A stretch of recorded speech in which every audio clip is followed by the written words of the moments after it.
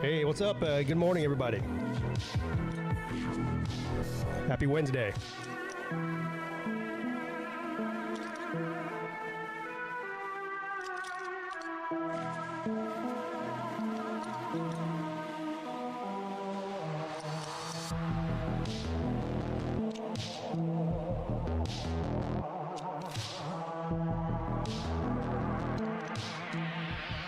Yes, of course you get a Christmas card.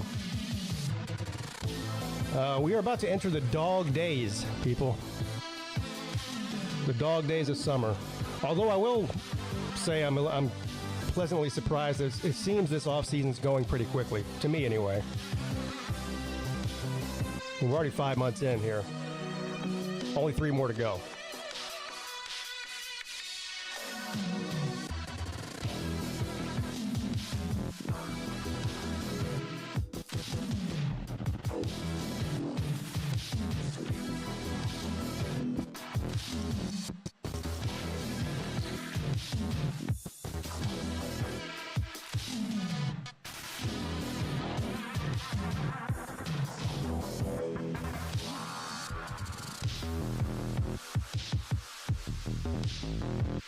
The only downside to the summertime is, all the kids are out of school.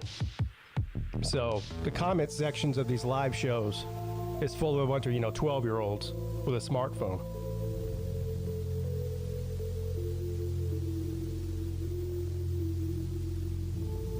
Well, look, there's one right now. James, see? There's one. The timing couldn't have been any better. There's exactly what I'm talking about.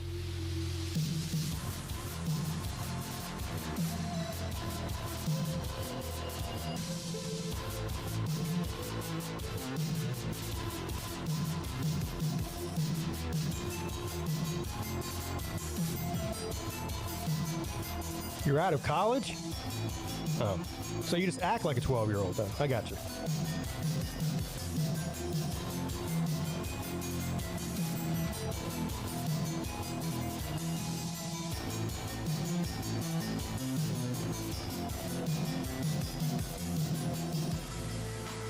Oh, anyway, happy Wednesday, everybody. I'm sure everybody's heard the news.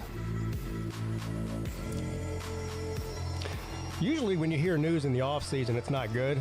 If your team's name is in the news somehow, it's usually, somebody got suspended, somebody got arrested, somebody quit the team, somebody got kicked off the team, a coach quit, whatever.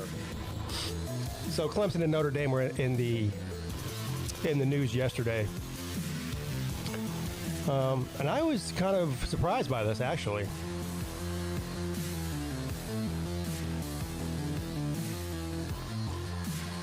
I'm kind of surprised about it, actually, because, I just didn't see it coming. I mean, Notre Dame already has a deal with the ACC where they play 5 ACC teams a year. They get to keep their own television contract, but they still get to compete as a quasi ACC team, even though they're independent. And of course, they already have the schools that they play every year traditionally: Southern Cal, Stanford, those type of teams. And so to add another big brand to Clemson, I guess it helps them because they are independent in this new era of college football playoff with the automatic bids and whatnot for the conference champions, and they don't have a conference. So every big brand marquee win they can get on their schedule is going to help their case to get in as an at-large team every year. So that's why they did it. I don't think it really changes their revenue as far as TV revenue. I think that's a pretty much set in stone. Now for Clemson, on the other hand, it does make a big difference for the revenue. Because the way the ACC is structured now, with the revenue sharing, or the revenue distribution, is the higher your TV ratings are, the more money you get. So any marquee big brand that draws a lot of eyes to any game is going to work in Clemson's favor financially. Instead of just getting the same amount of money as Wake Forest and Duke, they're going to get more. Sounds like Southern Cal is dropping them from their schedule. Is that true? I didn't hear about that. If that well, first of all, it's a shame if it is true. What would the reason for Southern Cal dropping Notre Dame be? What, we're in the Big Ten now, so we have a hard enough schedule, we don't need another hard team? I don't know why they would do that. Or maybe they're just scared?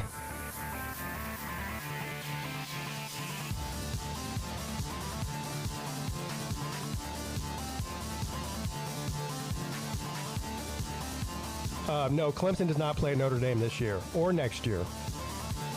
Clemson plays LSU this year, non-con. LSU and South Carolina is their two Power 5 non-con games, both this year and next year. And then starting in 2027, it'll be Notre Dame for the next 12 years. Now, let me turn this off. Here's what I don't know. And I thought, so yesterday I mentioned I didn't really understand or know what was going to happen with Clemson's schedule going forward from 2027 and beyond, because they already play South Carolina every year. That's one Power 5 non-con game. So let me back up here. A lot of teams in the country only play 9 Power 5 games a year. They play their 8 conference games and 1 Power 5 and 3 lower classification schools. That's a lot of SEC teams do that. Clemson has always played, and I believe Notre Dame's the same way, 10 Power 5 schools a year and then 2 cupcakes, right? Well, when you add Notre Dame as an annual game every year for 12 years, and you already play South Carolina every year, and you play your 8-game ACC schedule, then that's your 10. So we already have scheduled games in the future with Georgia. I forget who else. There's some other SEC. I think maybe Oklahoma is one of them. In that same time frame of the 12-year period where they're playing Notre Dame. So what are they going to do with that? Because are you telling me now they're going to play 11 Power 5 games a year? 2 SEC schools and Notre Dame and their ACC schedule? And then just what, one Furman or whatever? I'd be surprised if they did that. But that's what people are telling me. They're like, Pete, you got it wrong, buddy. We still got it. We're still going to play Georgia and we're still going to play Oklahoma or whoever. I'm like, really? We are? Now, I'm not saying I'm against that. I'd just be surprised if they gave themselves that difficult of an out-of-conference schedule every year on purpose.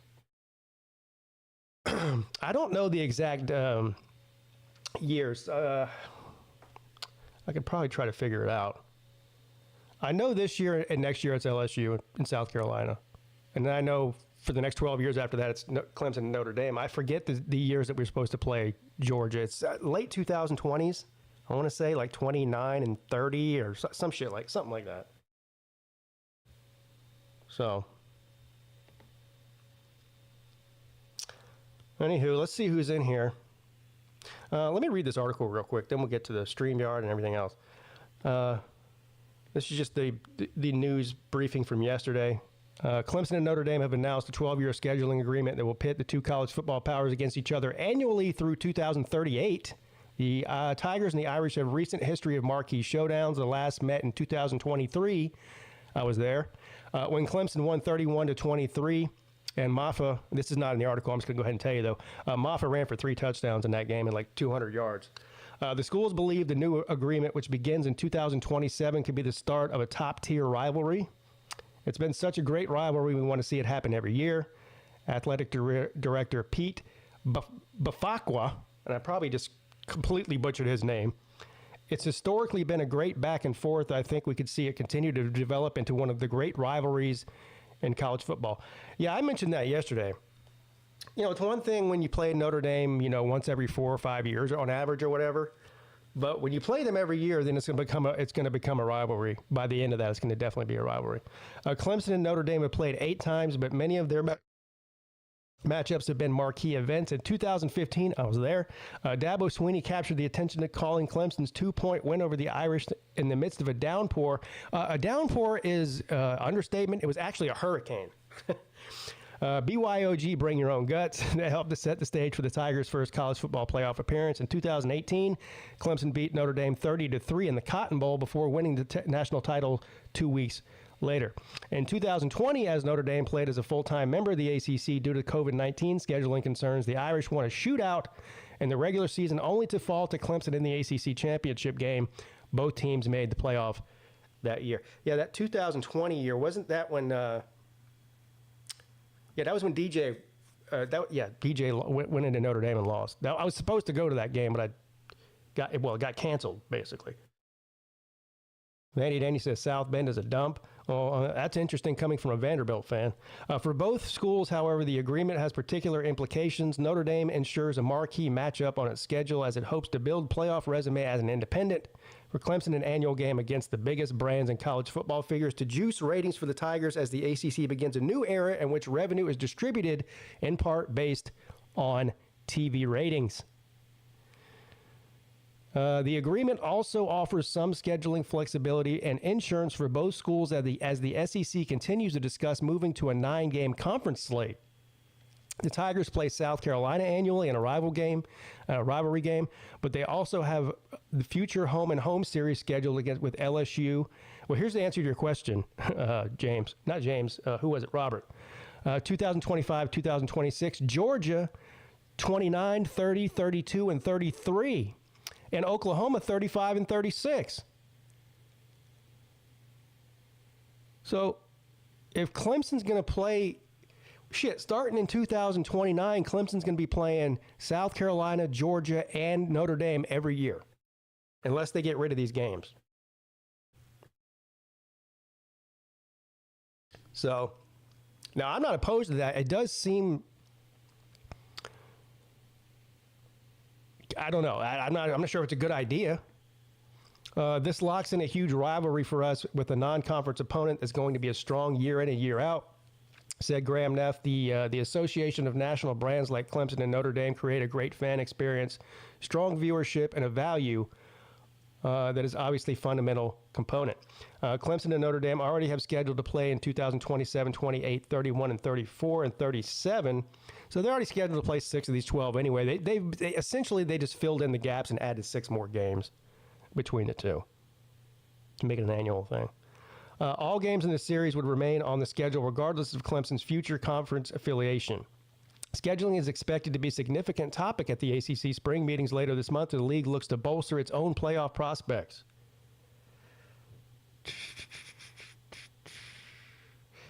Yeah, I'm not going to read the rest of it. You guys get the idea.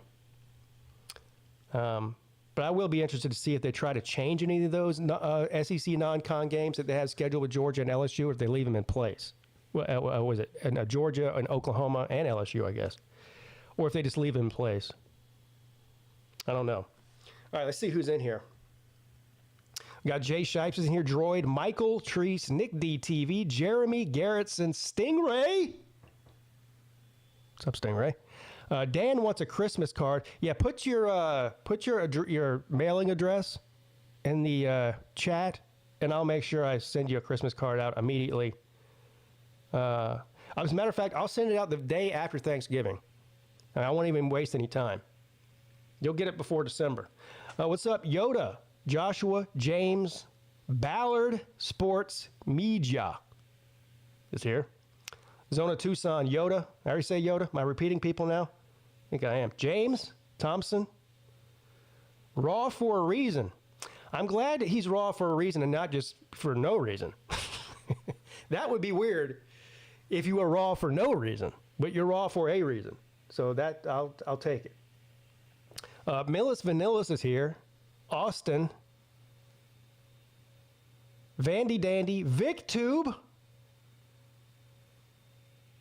Tiger and the Bow Row, bro. Yeah, thank you all for being here. I see somebody said it's finally a midday show. Yeah, I mentioned that these next, mainly throughout May, it's going to be, the midday shows are going to be hit or miss.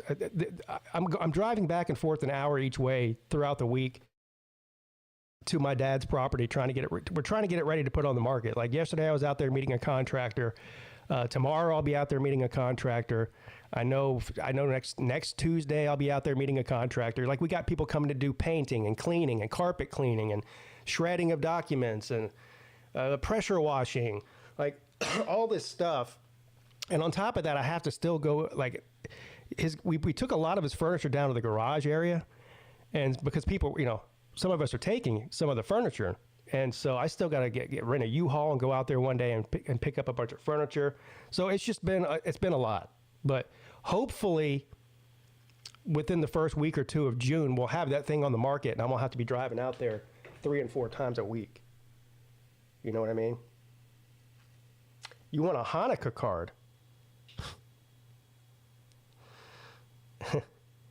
I can get you a Hanukkah. Do they even make Hanukkah cards? I don't know.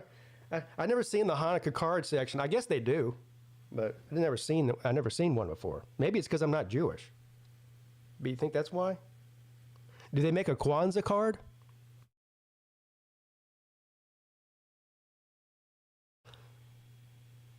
Maybe that's what I'll send Dan. I'll send Dan a Hanukkah card. Now, Joshua is Jewish. He says he's never seen one either. So, anyway, Paul, didn't you say you had something you wanted to talk about? The StreamYard's open if you want to come in and enlighten us. It's been a while. I feel like it's been a while since I've talked to Paul. Now, he is in a group text that we're in for the Vegas guys. But I'm talking about actually talk to him.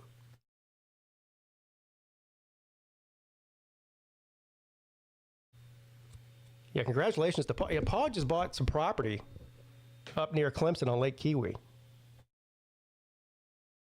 And I guess he's going to spend the next 6 months building his dream home up there. Oh, you got one, Battle Angel? Okay. Good morning, sir. Good morning. It is a good morning. It's raining and it feels like it's almost fall. I don't understand. Can you send some of that rain this way? Well, I'd love to. It keeps coming in here and dropping the temperature to 55 degrees at night, and that's not good for summer. I'm tired. Yeah, well, I'm tired of watering my lawn every day. My water bill is ridiculously high right now. It's rained once in the past 6 weeks here. Wow. Yeah. Dang. So everything's dry. You're in a drought. Yeah, we're in a drought. It's funny because I think I sort of walked out this morning and I said, always Irish would love my yard right now. It looks like the hills of Ireland. God damn. Well, has he responded yet to this deal? Well, he actually texted me, and he wants us to get on together and talk about it on the air. Yeah. Which we're probably going to try to do next week. So. I haven't seen whether he's responded to it on his YouTube channel or not. I guess I can look. That's good. I mean, that'll be good.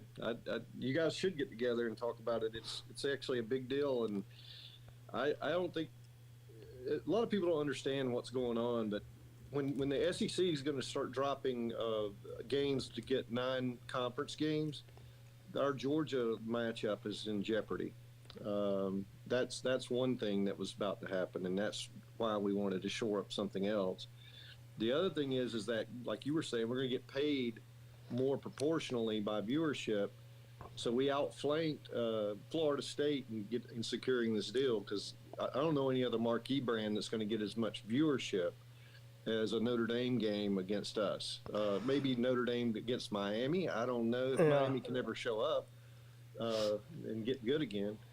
But other than that, I mean, I think Miami's been too inconsistent. Clemson's been consistently good for a long time, so it's kind of it's a better bet that Clemson's going to be relevant playoff wise for the next 12 years more than Miami. Now I don't know, maybe Miami will be, end up being the best team in the ACC in 3 years. Who knows? But they haven't been consistent enough to garner that kind of deal. Yeah. Can you imagine Florida State seething over this? They got to be seething. Well, no, they do a pretty good job of getting some pretty big non-con games every year. Well, they've got Florida, so that'll be good. But then again, Florida's got to start showing up again too. I don't understand their problem. But, but who else? Who do they play this year? Florida. Who's Florida State's big non-con game outside of Florida? Somebody in the chat tell me. It's shit. I know it's a big game. I remember looking at it earlier. Yeah, I just can't remember which one it is. Well, at least we know it's not LSU. Oh, it's Alabama. That's it. It's I knew it was a big one. Yeah, it's either week 1 or week 2 or something. Yeah, Alabama. They're going to get their ass handed to them, but that's okay. Yeah. But no, I know that we took LSU. We looked the red off their candy by taking LSU this year. So. Yeah, I'm looking forward to that matchup. LSU this year and next year. I wanted to get Volusia's take. I know he's probably not in here. He may be under lock and key over there. You never know. But the China thing is, I'm just curious what he's seeing on the ground. Because I hear there's some mayhem starting up over there from the people. And, what do you mean? There's a lot of riots and stuff starting because they're out of work and the masses are revolting. Really? So I just wanted to get his viewpoint on what part of China? Like Beijing or? Well, mostly where all the manufacturing facilities were, they're being shut down because they don't have any orders, and that people are unemployed and they're demanding to get paid and going to the streets. So whatever cities those are in, I know that's there's actually YouTube channels that have confiscated or clandestinely gotten out some videos of people really pissed off. And you don't want your population of that size pissed off at you. So, yeah. Is there? I see. I don't know. Get into this part of it. Are they blaming any of that on the tariffs? Of course they are. Yeah. They aren't. The people aren't. The people are blaming it on the regime for their stupidity. They're not blaming it on us. They're blaming the regime for having this happen. Yeah. So that's Xi's problem. And Trump knew he was going to create mayhem when he did it. So the chickens are coming home to roost over there. Yeah. How is your how's it going with the house? It's going. I mean, people are so non-responsive, and by that you need something done, and I see it. Unlike Jay, who actually does show up and do stuff. Which yeah. These people they go 3 weeks and you don't hear a peep out of them. I'm like, guys, I'm trying to give you money. Why don't you call me back? And apparently I'm not giving them enough money. I don't know. That's just how it is. It's hard to find reliable contractors these days. I mean, it depends on what you're getting done, but. Well, I need a new beam under the floor here to just jack the center of the house. It basically, they ran a span too long when they built it, and they didn't put a support, pole. So is it sunk in at all?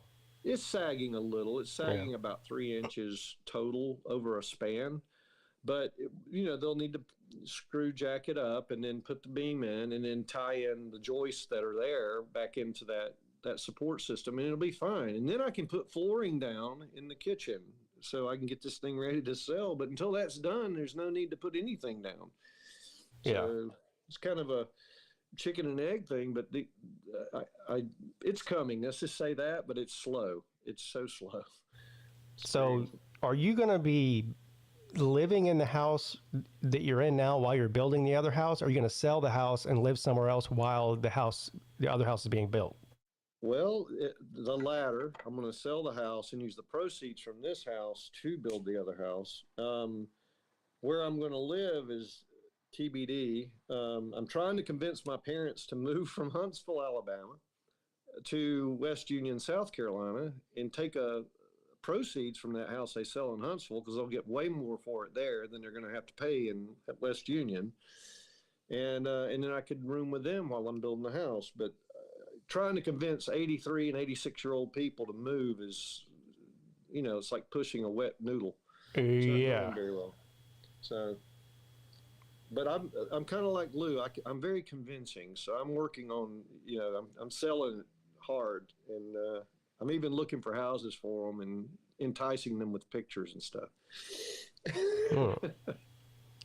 But moving in with your 80-year-old parents. Gee, I don't know if I can do that. They're going to not be here that long anyway, so I kind of haven't seen them in a while, and it mostly because going to Huntsville's a pain in the ass, and I really don't find Huntsville to be fun to be in. So is that where Ballard lives? I think he lives out. No, I don't think he lives there.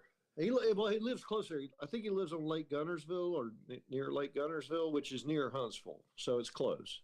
It's not in Huntsville. Mm-hmm.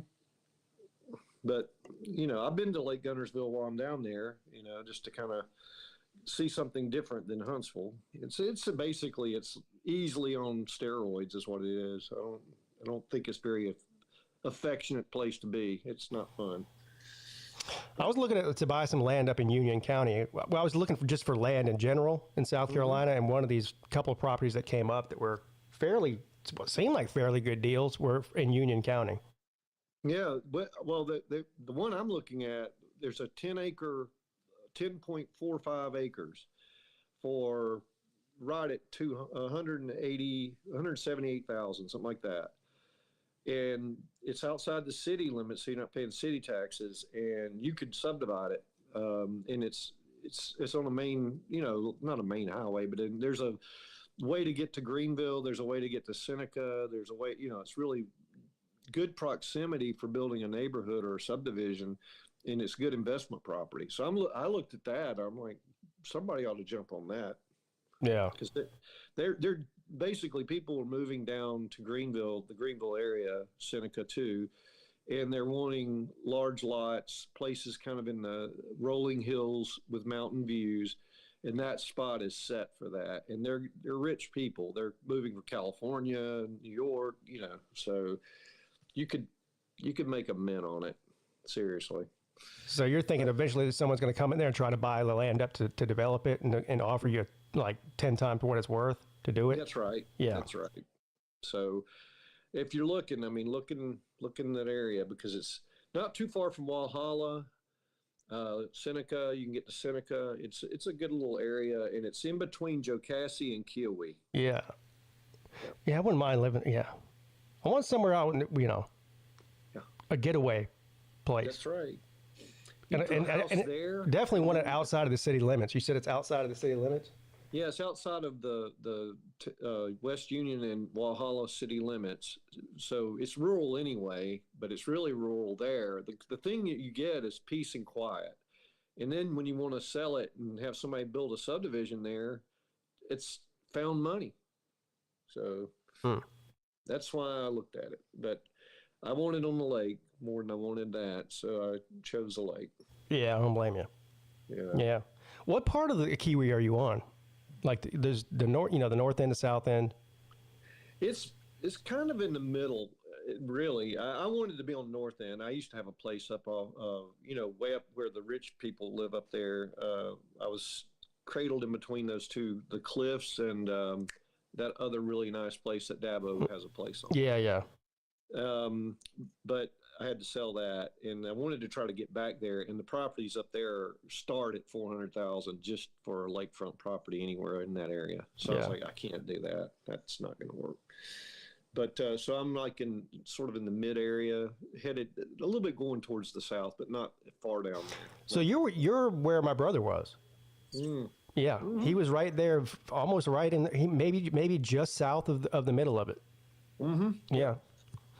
So they sold that house, I don't know, whenever it was, 6 or 7 years ago, but they made a mint, I'm sure. Yeah.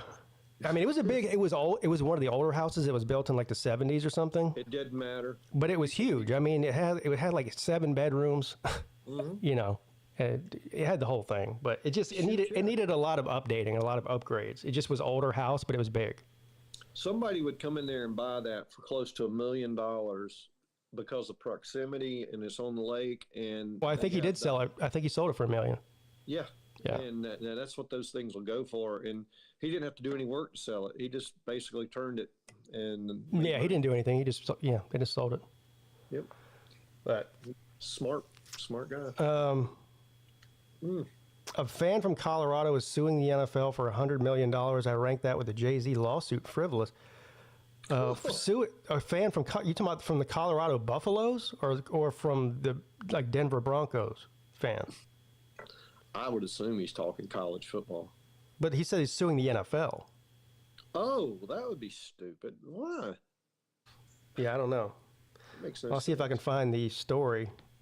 But speaking of that, did you see the guy, I guess it was last week, that Pittsburgh Pirates fan that fell from the upper deck?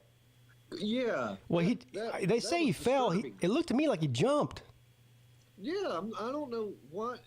He looks like he's trying to commit suicide. Well, it's weird. He was a college football player, you know? God. Did you know that? No. Yeah, he was a college football player. He's only 20 years old. Wow. And I guess, I don't know if he's dead or not, but he was in ICU, and it sounded like he broke his back and his neck, and so he's probably going to be in a wheelchair the rest of his life. See, this is the problem. When you want to kill yourself, don't fail, because the outcome after that is probably worse than if you had just died. So, lesson to everybody that's thinking like that, it has that in their mind, is don't fail, because it's going to be sucky the rest of your life. I don't think he was committing suicide or trying to. I don't know what happened. I don't know if he's just drunk and being stupid and just fucked up, but here's the other thing. That railing up there on that top deck was only like 2 feet tall or 3 feet tall or something. Well, the stadium's at fault for that. Well, they're going to get sued, I'm sure. Yes, they are. And you saw they put handrails at Clemson's stadium this week. They didn't have handrails on the upper deck, when you're coming down those steps. And now they've installed them, so that was a liability issue. Yeah. Right? And but I think that guy was on a gummy that Sir UGA gave him, probably. On one of the weed gummies? Yes. Yeah. So here's the article about the guy suing the NFL. 2 weeks ago, Shedeur Sanders was expected to be the first-round pick in the 2025 NFL Draft, the consensus number 2 quarterback in a class led college football in completion percentage in 2024 and helped Colorado Buffaloes to their first 9-win season since 2014. He slid from round 1 to round 5, blah, blah, blah. Now a Colorado Buffaloes fan is seeking $100 million in damages in a lawsuit filed against the NFL for Sanders' drop to the 5th round. What the fuck? Good luck. Yeah, that's a frivolous lawsuit. It'll get the NFL's actions and the dissemination of slanderous statements have caused severe emotional distress and trauma. Again, boy. This is I'd like to be the lawyer getting that fee to litigate this, because that's all that's going to get paid. What a dope. I wonder if he filed it on his own, or if there's a lawyer dumb enough to do it for him. Well, if you're getting paid, you'll do it. I mean, why not? He's going to give you money to bring a lawsuit, knowing that it's not going to work. I mean, I'll take the money and run. So, stupid. Yeah. These people must be drinking something in the water out there. That's all I can figure. First, they think Shedeur Sanders is a first-round draft pick. And second, they're going to sue the NFL because they're emotionally hurt. I mean, their emotions aren't worth all that money. Their emotions are about worth 50 cents. So we don't really care. Here's your 50 cents for our emotional damage. Battle Angel said he probably lost a bet. You mean he bet on what round Shedeur was going to go in and he lost? Yeah. Is it Uncle Lou? I don't know. No, Lou would have bet on round 4 or 5. He wouldn't have bet on one anyway. I predicted that, by the way.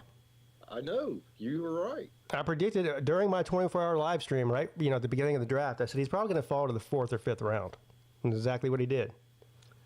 The mistaken or the misguided notion that Shedeur Sanders gave Colorado any success at all is dumb because it was Hunter Travis that did it. Travis Hunter. I mean Travis Hunter. Well, it's fair. He's got two first names, so. Yeah, I mean, whatever. Hunter Travis. I'm thinking of Hunter Renfro. Yeah. Speaking of Hunter Renfro, he's on the Panthers now. I think that he's going to be really good in the role that they put him in there. And for the first time, I think, since his beginning, I think the first year he was in, it was great. But I think he's going to come back strong. It's going to be a big win for them. Yeah, he'll be fine. You know what'll be really fun is watching the quarterback situation with him, because if he gets passes in the right anywhere near him, he's going to catch him. He's got flypaper for hands. Yeah. So. Well, I don't know what's going to happen in Cleveland, because they've got like four quarterbacks on their roster, and I don't know who's the better one out of all of them.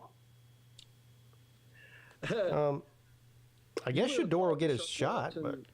Yeah, you would have thought Deshaun Watson or somebody like that would be, I know that he's not. He's at Cincinnati, right? Who?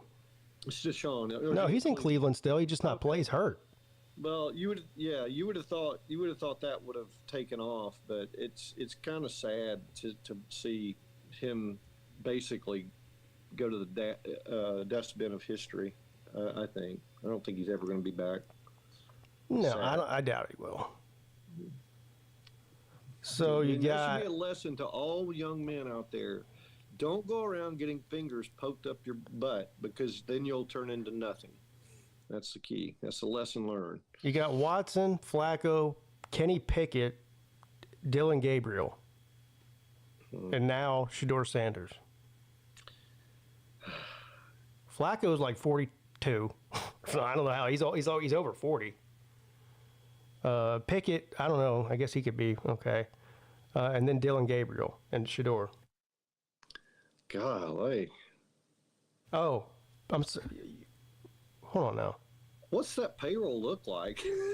Well, Deshaun Watson got $250 million guaranteed. Yeah. And this is his third year of that, I think. I mean, geez. I think that I heard that they purchased some kind of insurance on him when they gave him that contract, that if he couldn't finish his deal out due to injury, which is what's going on, then they would get recouped some of that money. But I'm not sure. Either way, he's getting the money no matter what.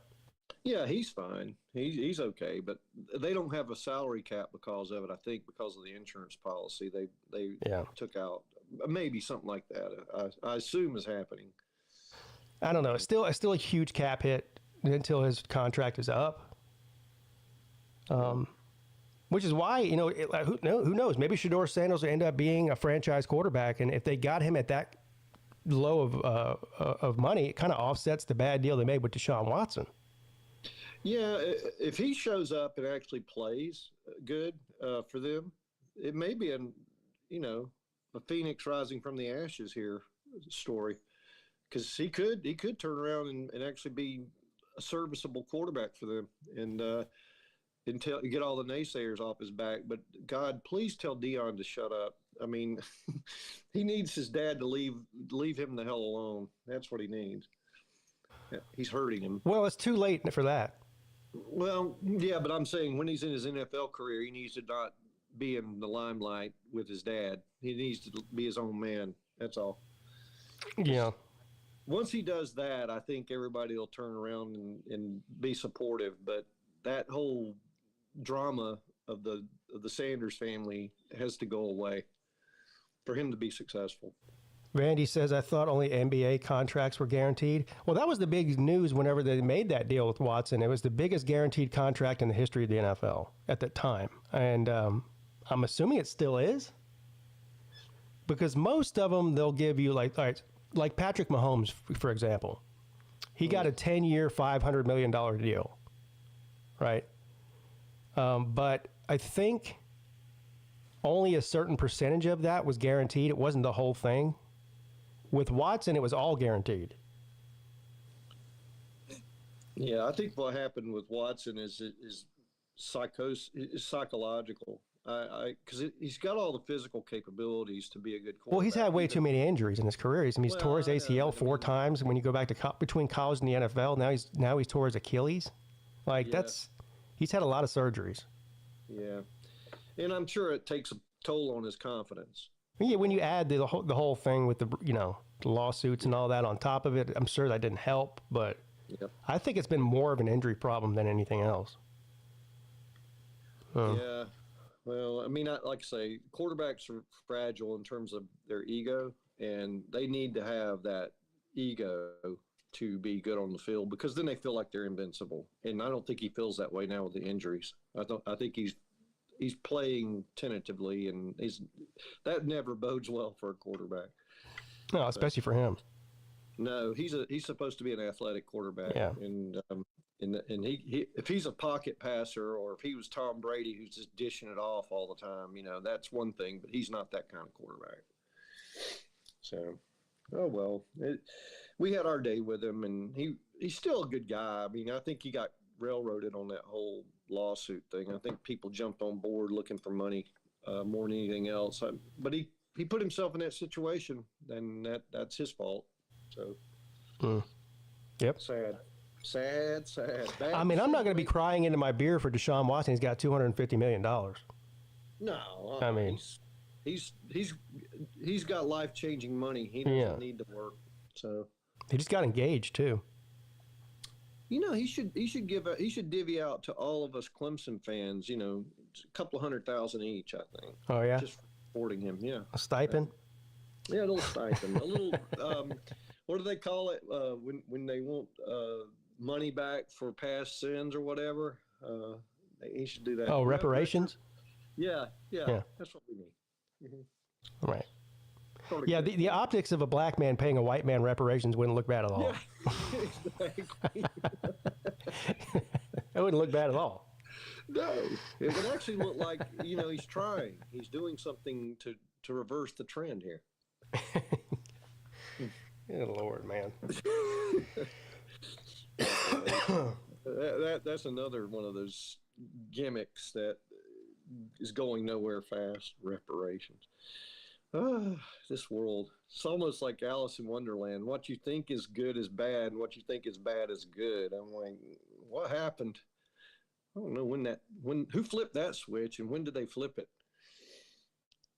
I don't know. Yeah, casket on that one. Casket.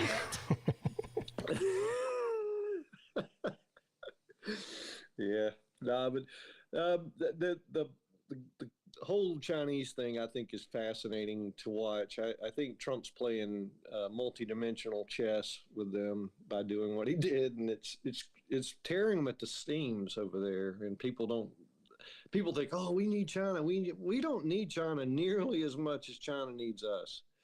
That's the difference, and they're finding out right now what it's like not to have us. So, yeah. Yeah, no. Some of the things he does, I think, are stupid. But well, of course, he doesn't do everything right. Trump does some of the damnedest things, but he is a brilliant troll. I will give him credit. He might be a better troll than Lou, which is saying a lot. That's why he and Lou don't see why Lou doesn't like Trump, is because Trump's outdoing him on the trolling. It's Lou times a million. Alcatraz. I mean, come on, man. Yeah. Come on. What are we doing? It's a troll job. Well, at least you should if you have common sense. The Alcatraz thing is stupid. The whole Gulf of America thing was stupid. I know. Really rounding people up and sending them to some Ecuadorian prison or whatever the fuck, El Salvador or whatever the hell it is, without any kind of due process. I mean, I don't know. I don't really agree with that either. Well, you got Guantanamo Bay. Why do you need to send them to El Salvador? I don't know. You should at least get a day in court before you put them in some prison somewhere. Well, of course. That's a lot different than just deporting them back to their home country. When you send them to a prison, they need to be in court for that. Well, I think in some cases, I don't know that he put them in prison. I think he sent them back to El Salvador, and then El Salvador put them in prison. So it's No, a lot of those people aren't even from El Salvador. Some of those people are from. They're from all kinds of different countries. That's what I'm saying. Yeah, those, yeah, I get you. Yeah, Sending other nationals to El Salvador prisons makes no sense to me. Just send them to their home country. Yeah, that's what I said. Be done with it. Yeah. I mean, don't do stupid shit like that. Because all he does is gives your enemies a thing to hold against you, and for no good reason. You're not getting anything out of it. Sometimes you just don't. You want to go up to Trump and say, "What the hell are you thinking?" Well, here's the thing: is he's not going to get reelected because he's done. So he doesn't really care about pleasing anybody in the base because he's not going for reelection. Yeah, well, I mean, all the people that are part of his team, though, that might want to run for president are not being painted with a good brush here. Yeah. That's the problem. Well, it's going to be your boy. Yeah, JD. Yeah, your boy. Yeah. I know how much you like him. Yeah. Well, I hope he's smart enough to pick somebody like Tulsi Gabbard as his running mate. She's a person of color. She's a minority. She's not a Christian. I mean, he's got them all covered, all the bases covered if he picks her. Yeah. I like her, but I don't know. That would be a smart move on his part if he would, and I'm lobbying for it, but who knows? You know me, I wasn't a big JD Vance fan to begin with, so. I wasn't either, and then he had me sitting on the side of the road for 45 minutes last week. That pissed me off. Now you got your JD Vance Cupid doll out, poking it with a needle. Yeah. Yeah, that's sort of again, you're too close to Trump. You're gonna get some of the shit smeared on you when you go to run. That's all I'm gonna say. So that's the danger. Yeah. 108 days until football. Is it really that short of a time? It's not long at all. It's 3 months. Wow. Mm-hmm. And we're almost there. Yes, we are. We're getting close. And I'm going to. You might go too, right, to the Georgia Tech game? Yeah. I was kind of touting to BA. I said, "There's going to be tickets available. BA, come down here. We'll get tickets. We'll figure out how to get tickets if we get them on the street. Even I mean, we can get tickets. I don't think it's going to be an impossibility, and it's not going to be $1 million. I mean, we'll get tickets. So BA coming because Lou ain't coming. No, just BA, and maybe TK will come up too. And yeah, right. I'll host you at the house. You guys can hang here. And how far are you from Atlanta? About 35 minutes. Okay. So it's not far. I mean, it's not in downtown, but I'm outside the perimeter. That's you're either in ITP or OTP, and I'm an OTP, but I'm in a bedroom community of Roswell. So OTP. Outside the perimeter. Oh. You down with OTP? Yeah, you know me. OTP. No, so it'd be fun. We'd hang out and stuff before the game. We'll go hang out after the game. We may not be sitting in the same seats, but that's okay. You don't have to. That's fine. Well, I was gonna go and stay with Rec Talk. Yeah, Rec Talk said I could sleep on his couch. Yeah. Back to the finger thing, though. Just be careful with Rec Talk, not Rec Talk, Sea Dog. Be careful around Sea Dog. He apparently likes that stuff. Likes what? The finger up the butt thing. He talked about it on the stream on a live show one night. Oh, really? Yeah. Well, that is with BVD. He brought it up. I was like, oh my God. He says, yeah, she slipped it in one time. It was actually pretty good. I was like, oh my God, Rec Talk. Sea Dog. I was like, don't go there, brother. Well, he won't have to worry about that with me. So. Okay. Well, I'm just worried about him doing that with you. So be careful. Protection, like wear a chastity belt or something.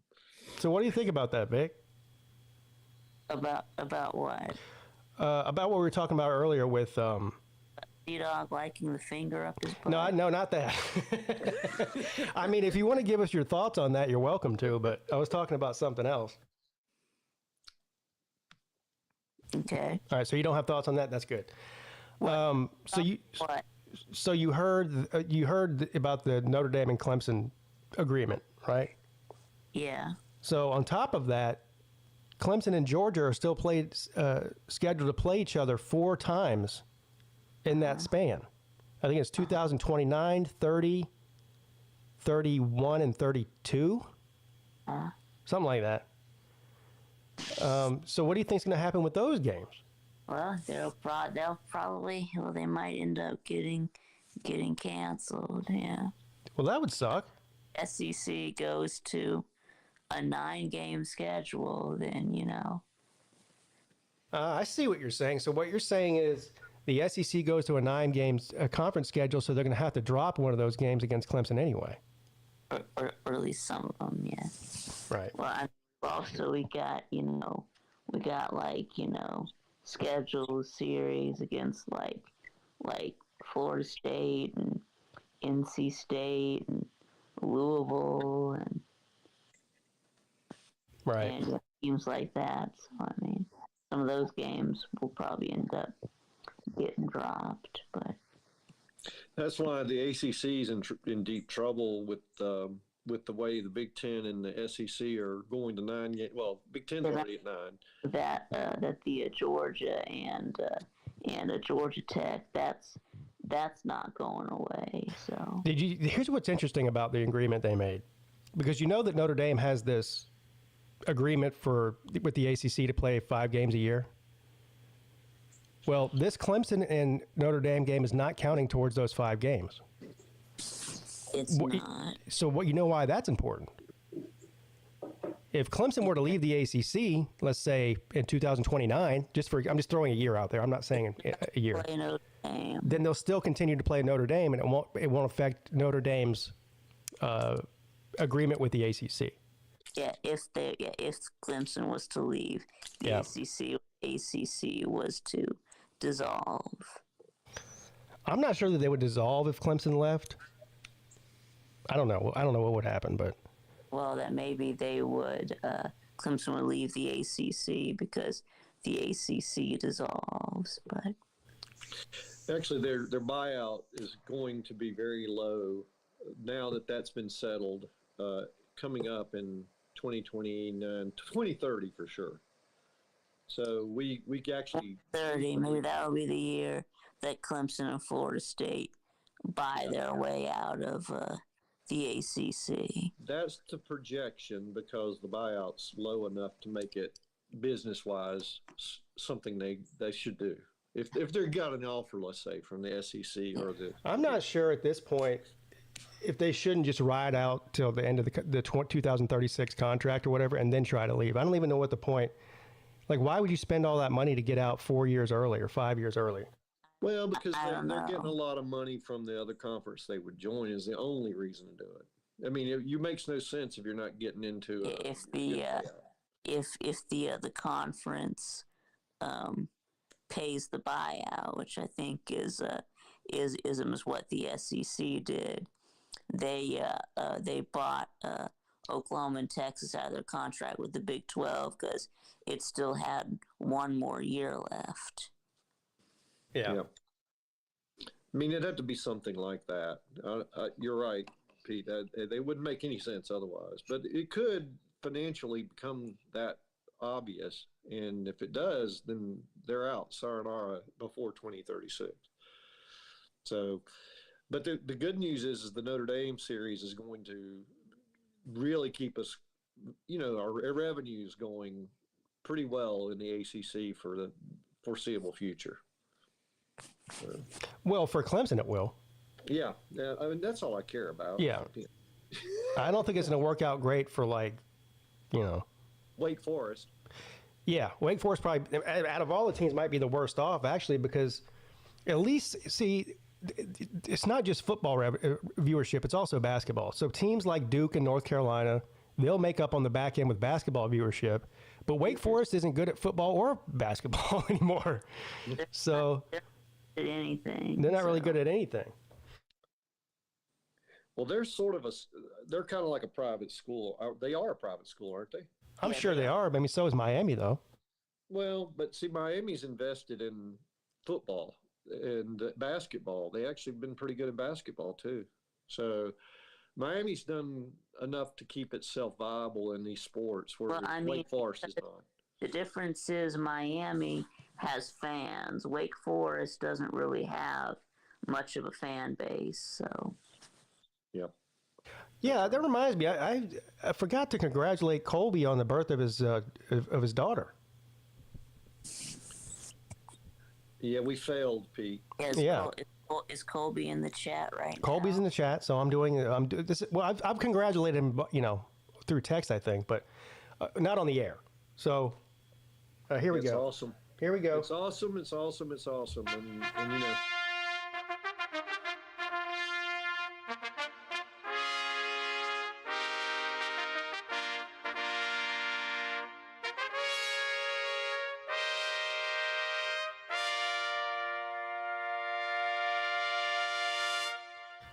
So congratulations to Colby and, of course, Mrs. Colby on their daughter. Colby, if you need to borrow a gun or two when your daughter gets to dating age, just give me a call. I got you, bro. You are Slim.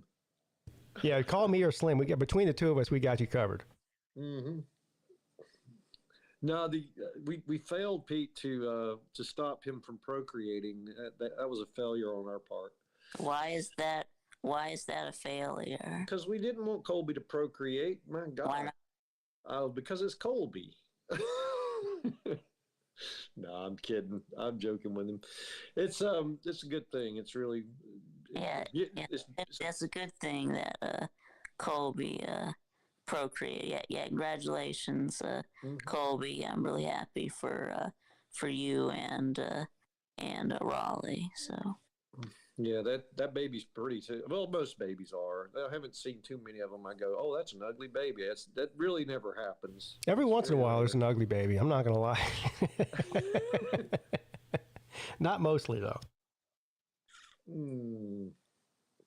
Yeah.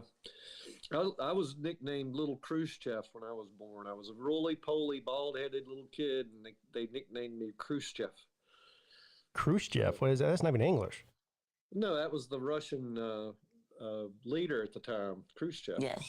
They nicknamed a baby after the leader of Russia? They didn't name me after him. They nicknamed me. That's what I said, nickname. Yeah. Oh, look at that cute little baby. Let's nickname him after a dictator. Yeah. Look at little Fidel Castro over here. Yeah, or so cute. Mao. Yeah. So prophetic too. I mean, good thing you didn't have one of those birthmarks on your head like Gorbachev.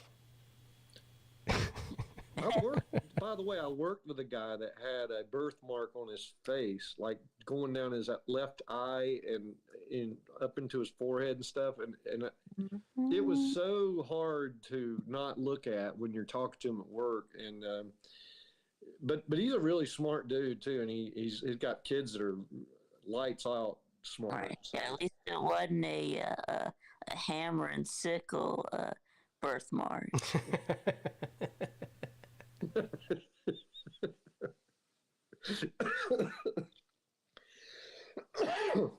Man, got me choked up. No,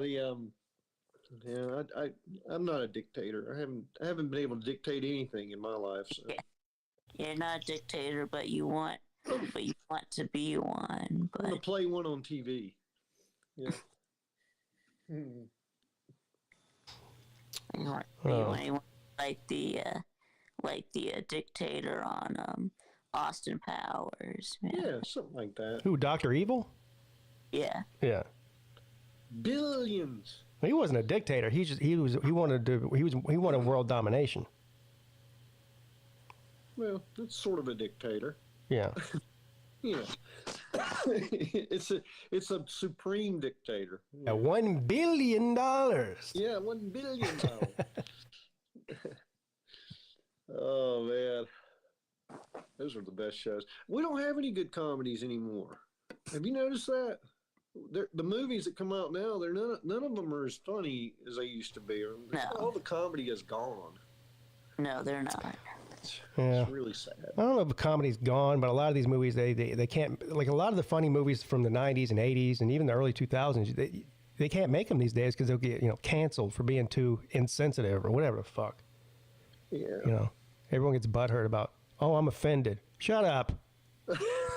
That's the point. Yeah, it's kind of the point, right? I mean, we need somebody that's got the ball. I think Bill Maher's got him. He'd be good to do another. What is it? Religiosity. What was that movie he did? Oh yeah. Yeah, I know what you're talking about. That was funny as hell. Yeah. Irreligious. Sort of. Irreligious. Mm-hmm. That was a great movie. Just irreverent as hell. It's almost like the Book of Mormon. That's a great play too. Started watching a show yesterday, or last night rather. And it's good, but I'm kind of disappointed a little bit. Have you heard of this show called Franklin? It's about Benjamin Franklin. No. So, I don't know if you remember the miniseries on HBO that was done, 20 years ago, called John Adams. Oh yeah, I did. I watched that. With Paul Giamatti played John Adams. Mm-hmm. One of the greatest miniseries or slash shows of all. I love that show. It was great. So they kind of tried to do something similar to that, but instead of John Adams, it's Benjamin Franklin. But guess who plays Benjamin Franklin? Who? The guy from The Shine. I mean, what was that movie? Silence of the Lambs guy? No. No. Fucking Michael Douglas is Benjamin Franklin. All right. I can see that. It just doesn't work. I don't know. He sounds like Michael Douglas. Like everybody else in the show talks like they talked in colonial times, but Benjamin Franklin talks like Michael Douglas. Yeah, so Michael Douglas talks like Michael Douglas. Yeah, but he doesn't even try to change his voice to sound like a colonial time type person. It just sounds like Michael Douglas in every movie he's ever been in, but instead he's Benjamin Franklin. Well, that's an actor fail. Colonial type person sound like. You know how they talk back then, Vic. It had the English accent. Yeah, 406 years ago, like that. They all had that sort of not really English, but kind of English. Mm-hmm. Yeah. Yeah. It was a mix between English, Cockney, and American. Yeah, but this Benjamin Franklin just sounds like Michael Douglas. What?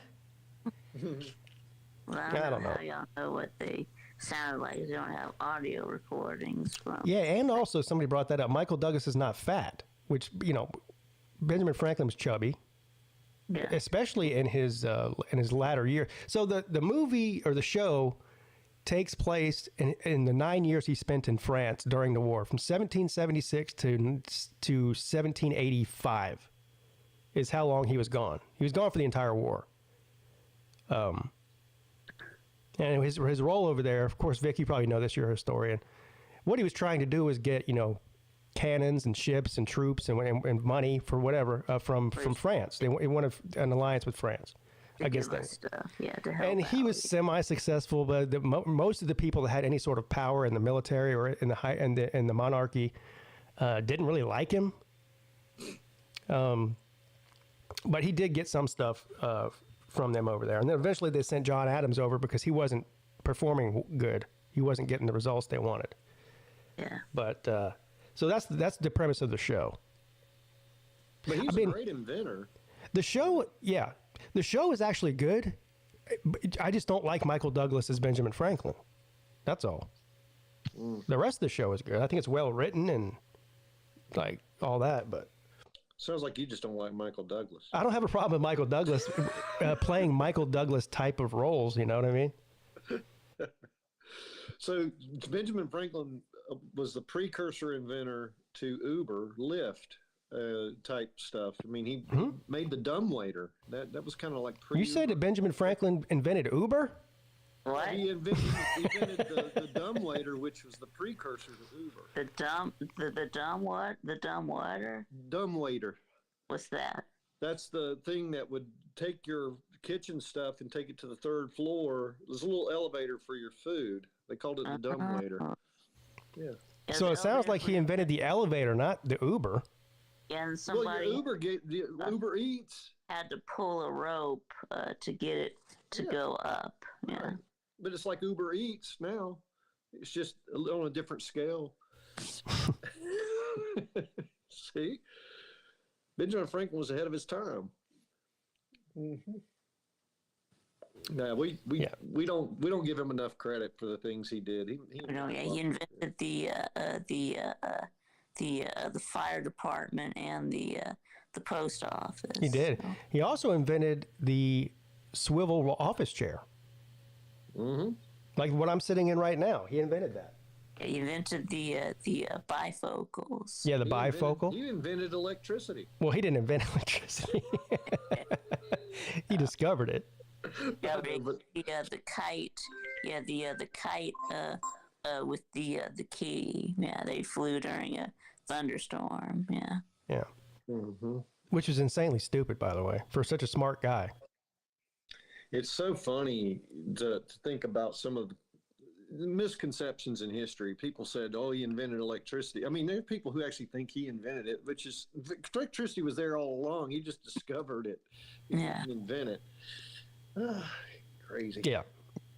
And that's not even, I don't even think it's, honestly, he's not the first one to discover it. He's probably the first one to publish information about it. Yeah, to harness it, if you will. And that might not even be true either. You want to go way down the rabbit hole with the ancient Egyptians and electricity, you know?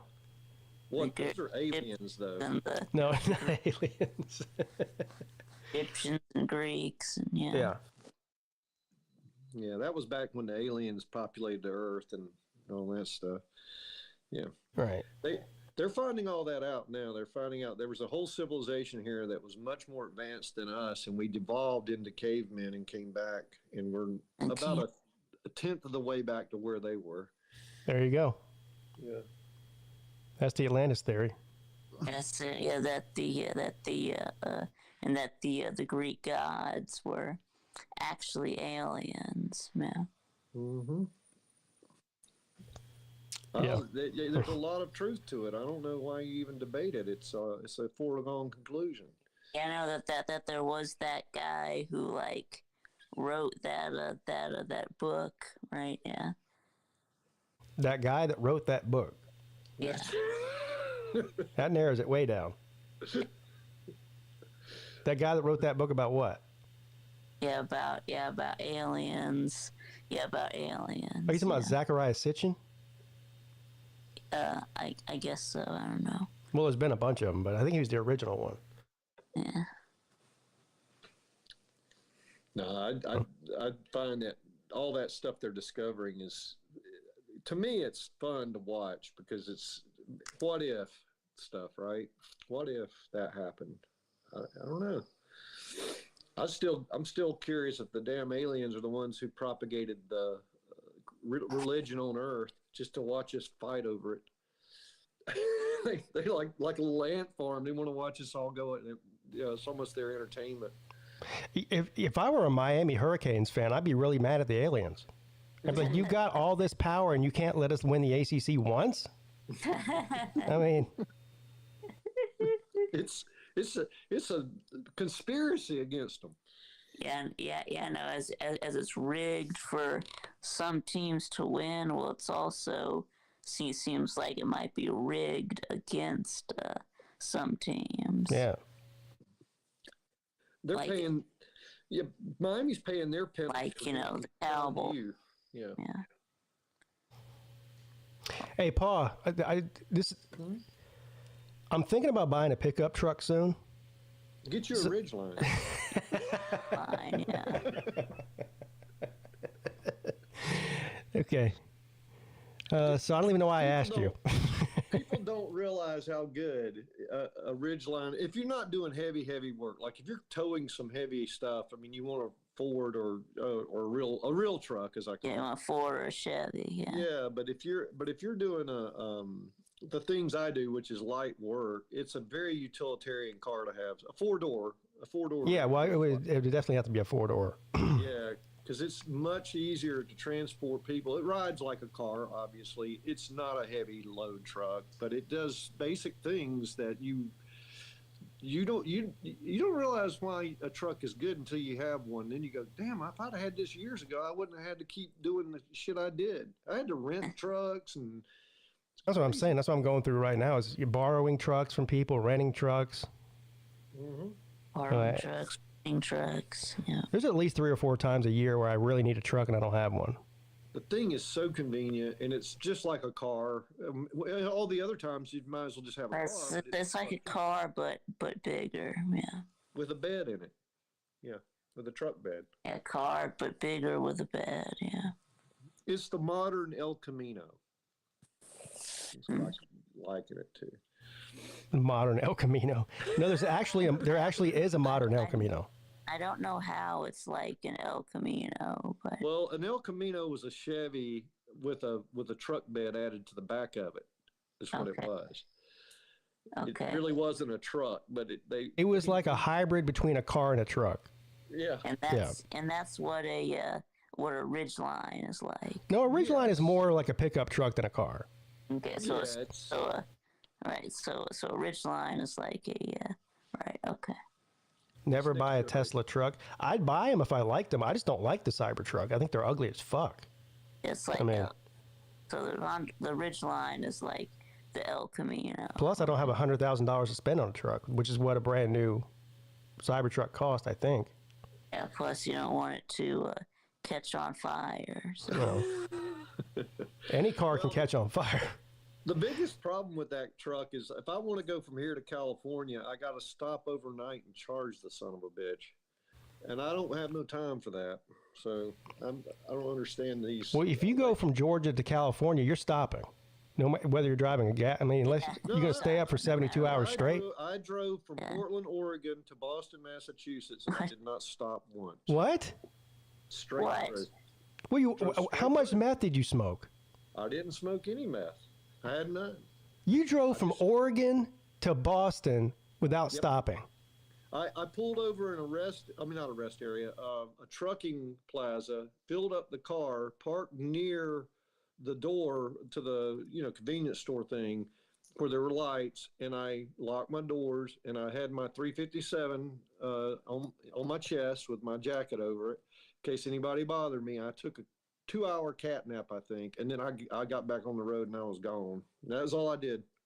Why were you in such a hurry that you couldn't even sleep? Because my moving truck had all my shit in it, and he says, if you're not there, we're going to set it out on the road, and you'll have to, put it in your apartment yourself. And the hell kind of shitty moving company is that? United Van Lines. Dang, man. So why were you moving from Portland to Boston? Job. They paid for it. So, okay. So they paid for the truck to move me. Why did you end up in Portland? Another job, and they paid to move me from Boston to Portland, Oregon. So I had 2 company moves paid for. So I took advantage of it. I could. So I just said, what the hell, let's go. Wow. It was fun. It was an adventure. I was single, and I didn't have any kids or anything. So I don't know. Driving 3,000 miles without sleep does not sound fun at all. Dude, it was an adventure. It was so cool. I mean, going through the mountains, the Rockies and stuff, and coming through and back through, I touched on Montana a little bit on the way across. Yeah, it was good. Nebraska was boring. So how many hours did it take you to drive from Oregon to Boston? God, it was 26 hours, something like that. It was a long ride. I mean, but I got to see the sunset and rise twice on the way there. Wow. Wow. Mm-hmm. It was cool. And you would never believe the dichotomy of climate from the west side of Oregon, where it's lush and green and rainforesty. And then you cross over the Cascades, and then it's just desert with tumbleweeds. That's what Millis was telling me. He used to live in Oregon, Yeah. And he was telling me how there was some fire they had up there because it was so dry. And I go, hold on. I said, I thought Oregon was a wet state. He goes, yeah. And he goes, not the part I lived in. He said, I guess half of the state it rains every day. The other half, it doesn't rain at all. That's right. The Yeah. Cascades squeeze all the moisture out, and then it's just desert almost all the way back across until you get into Montana area, and then it starts to become plains again with grass and things like that. Yeah, it's pretty cool. It's neat to see. In the mountain range, they call it the presidential range out there along the Cascades and stuff, and they have all Mount, McKinley and Mount Hood and da da da da da, and Mount St. Helens is out there, Mount Rainier.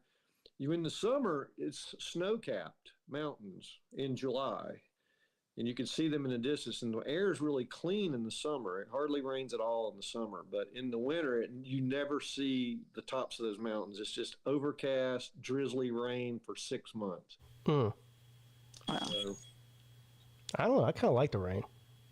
it's neat because that's when I got into Starbucks, or not Starbucks only, but Seattle's Best.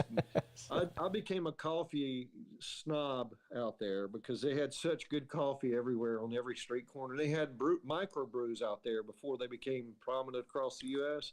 So I was going to a different microbrew where they brewed the beer at the place and had beer there that was different than anywhere else. It was great. It was awesome. I blame that on why I drank so much, because I got really hooked on that stuff. That was good shit. Is there any microbreweries like around where you live that you like? Yeah, there's a bunch now. We got Six Bridges Brewing. We have Scofflaw. We have Basement. I actually like the Basement IPA. I'm weird, but yeah, we have about 7 or 8 right around here. Yeah, we've got a microbrewery. Yeah, we got Terrapin. Yeah. Terrapin's in Athens, yeah. Yeah. I used to drink Terrapin Hopsecutioner. It was about a 7.8% alcohol content. I drank some Terrapin last week. It was hazy IPA or something. I don't know. I like Terrapin. It's good. Yep, I do too. I partake in that. Sweetwater Brewery. Sweetwater, that's Atlanta. Yep. Yeah. I've toured that multiple times. When I was in Boston, I went to Harpoon Brewery. Yeah, I've toured the Terrapin. Yeah, beer's good. Don't get me wrong. I just have to let off of it for a while. Vic, is it true that you're a bootlegger, Vic? A bootlegger? Yeah. No. Are you running liquor? No. Okay. I didn't even know that was still a thing. But Oh yeah. Up in Appalachia, it is for sure. Since they repealed the whatever amendment, then there's still an underground market for that shine, the real stuff, not what you're buying in whatever bullshit liquor store. Whatever was the 20th Amendment that got repealed by the 21st Amendment. So, who thought it was a good idea to ingest in your intestinal tract stuff that you could take a match to and it'll actually burn? Yeah, well, I know that moonshine. I'm not a shiner, but moonshine is not. It depends on what kind you get. Now, Everclear is total ass. That's just grain alcohol. You can run a lawnmower on that stuff. I actually filled up a big old plastic trash can with fruit and Everclear, and punch juice, and we had a party in Village Green Apartments at Clemson. Yeah, that was. Trust me, there was plenty of people laying on the lawn the next morning. Yeah, we used to do that too in high school and college age. We'd have you just fill up a big, like you said, like a trash can with a bunch of Everclear and just throw a bunch of fruit and fruit juices in there. We called it Purple Jesus. A trash can. Because we put a bunch of grape Kool-Aid in there. You buy a new trash can. Yeah, new trash can that's not been used, Vic. Like a 30-gallon trash can or something. Yeah. And then the big gray industrial. Yeah, and so it doesn't have a spigot on it, so this is very sanitary. You just dunk your cup down in there. That alcohol kills everything. That's true. You don't have to worry. Yeah. And that what they call lean. Now, I have heard this. So Jay Shipe says that flaming hot Cheetos burn like matches. You know what else burns like matches? Fritos. Yeah. Like if you go camping and you don't have like a fire starter or something, and you have a bag of Fritos, you can light that bag of Fritos on fire. It'll stay hot enough to burn something, to get something started for a good 5 or 10 minutes. Fritos are like the substitute for a pine cone. If you get a pine cone going, it burns hot, and it's just really a good starter for fire. Yeah. So, yeah. So if you're out of pine cones, get you some Cheetos. That's what you're telling me. Cheetos or Fritos, yeah. Speaking of that, did you see this fucking idiot? This guy, I think he was a rapper, and he was shooting like a internet rap video or something, and part of the video is he wanted to appear like he was on, like his pants were on fire. But of course, he didn't have the budget to hire somebody to do like superimpose fire on his pants. So he's like, let's just light my pants on fire. So they did. And of course, how do you think that turned out? No. he couldn't get the fire to go out. We have an Einstein there. They lit this man's jeans on fire. That's a true definition of fuck around and find out. Yeah, what a dumbass. Well, he must have had those highly flammable pants too, which melt on you when they get on fire. That's even better. That creates nice scars. I can't even imagine what it did to his penis. Yeah, no kidding. Why would you light a fire right around your ball area too? That's not very smart. You better wearing some fireproof underwear. I mean, or you could just not light yourself on fire. That's probably the best idea. Stupid is a stupid. Or at least have someone standing right next to you with a fire extinguisher, so if you have a problem, they can just extinguish you immediately. You know, but no, they didn't have that either. Yeah, so he had to stop, drop, and roll. Yeah, well, it's easier said than done. Once that fire hits your skin, all rational thought goes out the window. You know, you're not sitting there thinking of stuff. You're just freaking out. Looked like Richard Pryor running after he set himself on fire. Yeah. Or remember when Michael Jackson's hair caught on fire? Yeah.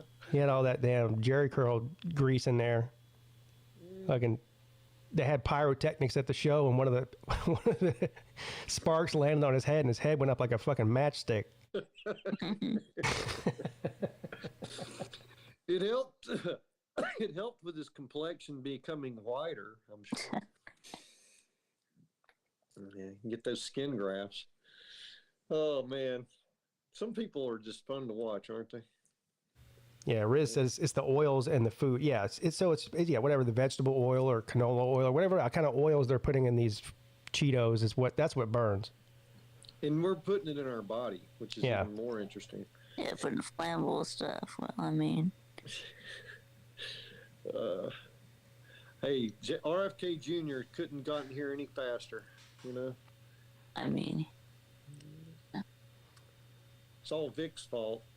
Well, he has made one improvement. How is it my fault?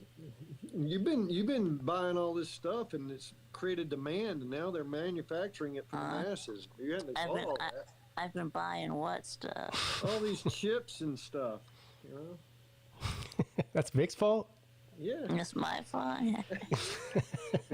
Vic, it's your fault.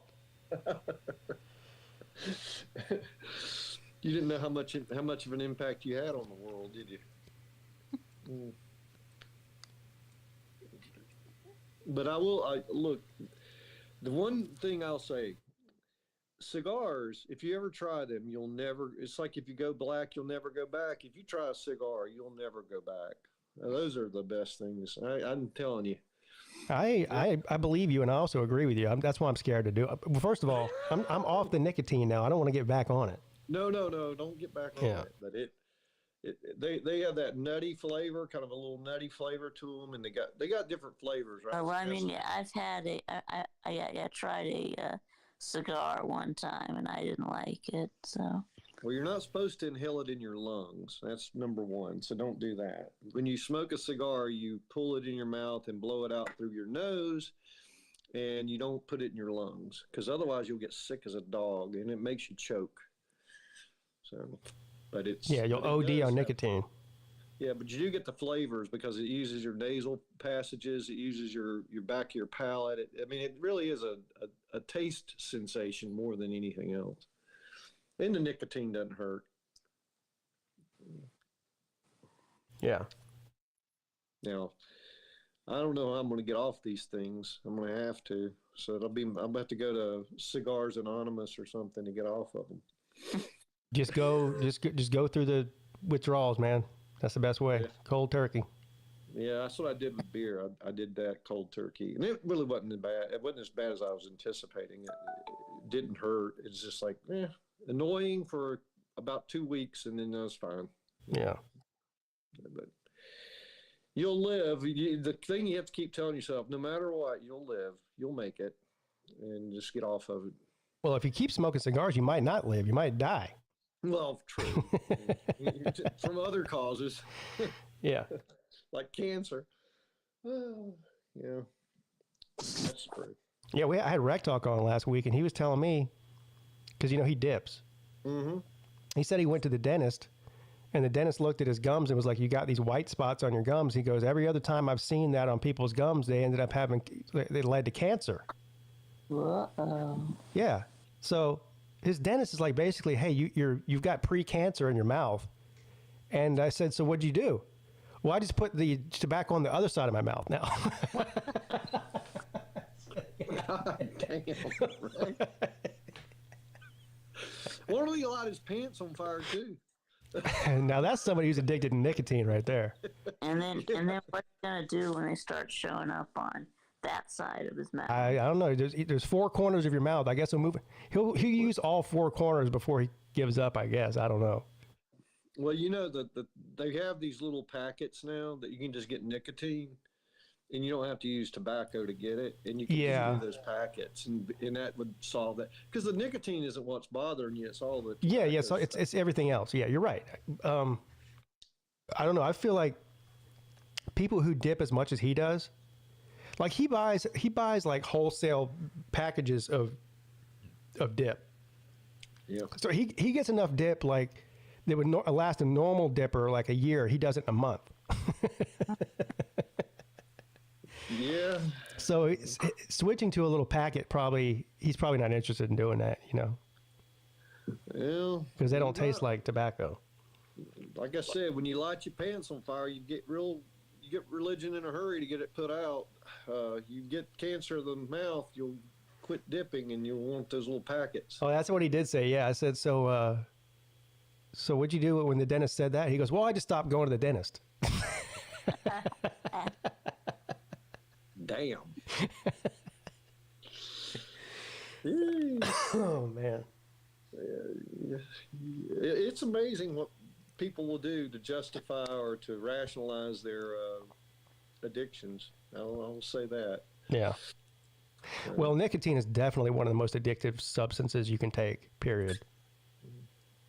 I mean, ask anybody who's smoked for a long time how hard it is to... Did you ever smoke, Paul? No. Oh. No, I've just taken it up at 62. So, Well, I'm talking about like cigarettes or, yeah. No. My dad smoked packs and packs for years. And then when I was like 6 or 8 or so, I asked him to quit smoking, and he put the pack on the mantle. And he never smoked again after that. He quit cold turkey and never went back. He threw the pack away. He's never smoked since. No. I'm proud of my oldest son. My oldest son's about to be 18 this year.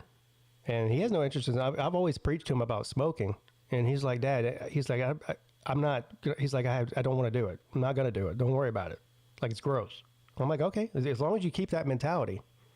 I told my son the same thing. They were wanting to smoke pot, right? And I said, don't smoke pot. Just do gummies. I mean, if you really are interested in using pot at all, just use gummies. Don't smoke. I'm not sure that's a good idea. Well, no, I'm saying it's better than smoking. When you're smoking, like, you can feel it coming on and you can quit. But with the gummies, you eat a little bit too much without knowing before you even feel it, and before you know it, you've eaten too much.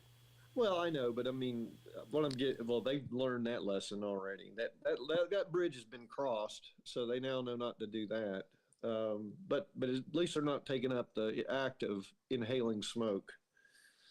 So that was what I was trying to avoid So first. they start with one, and that doesn't do anything. 2 doesn't do anything. Then you've had 3, and then they all kick in yeah, at the same time.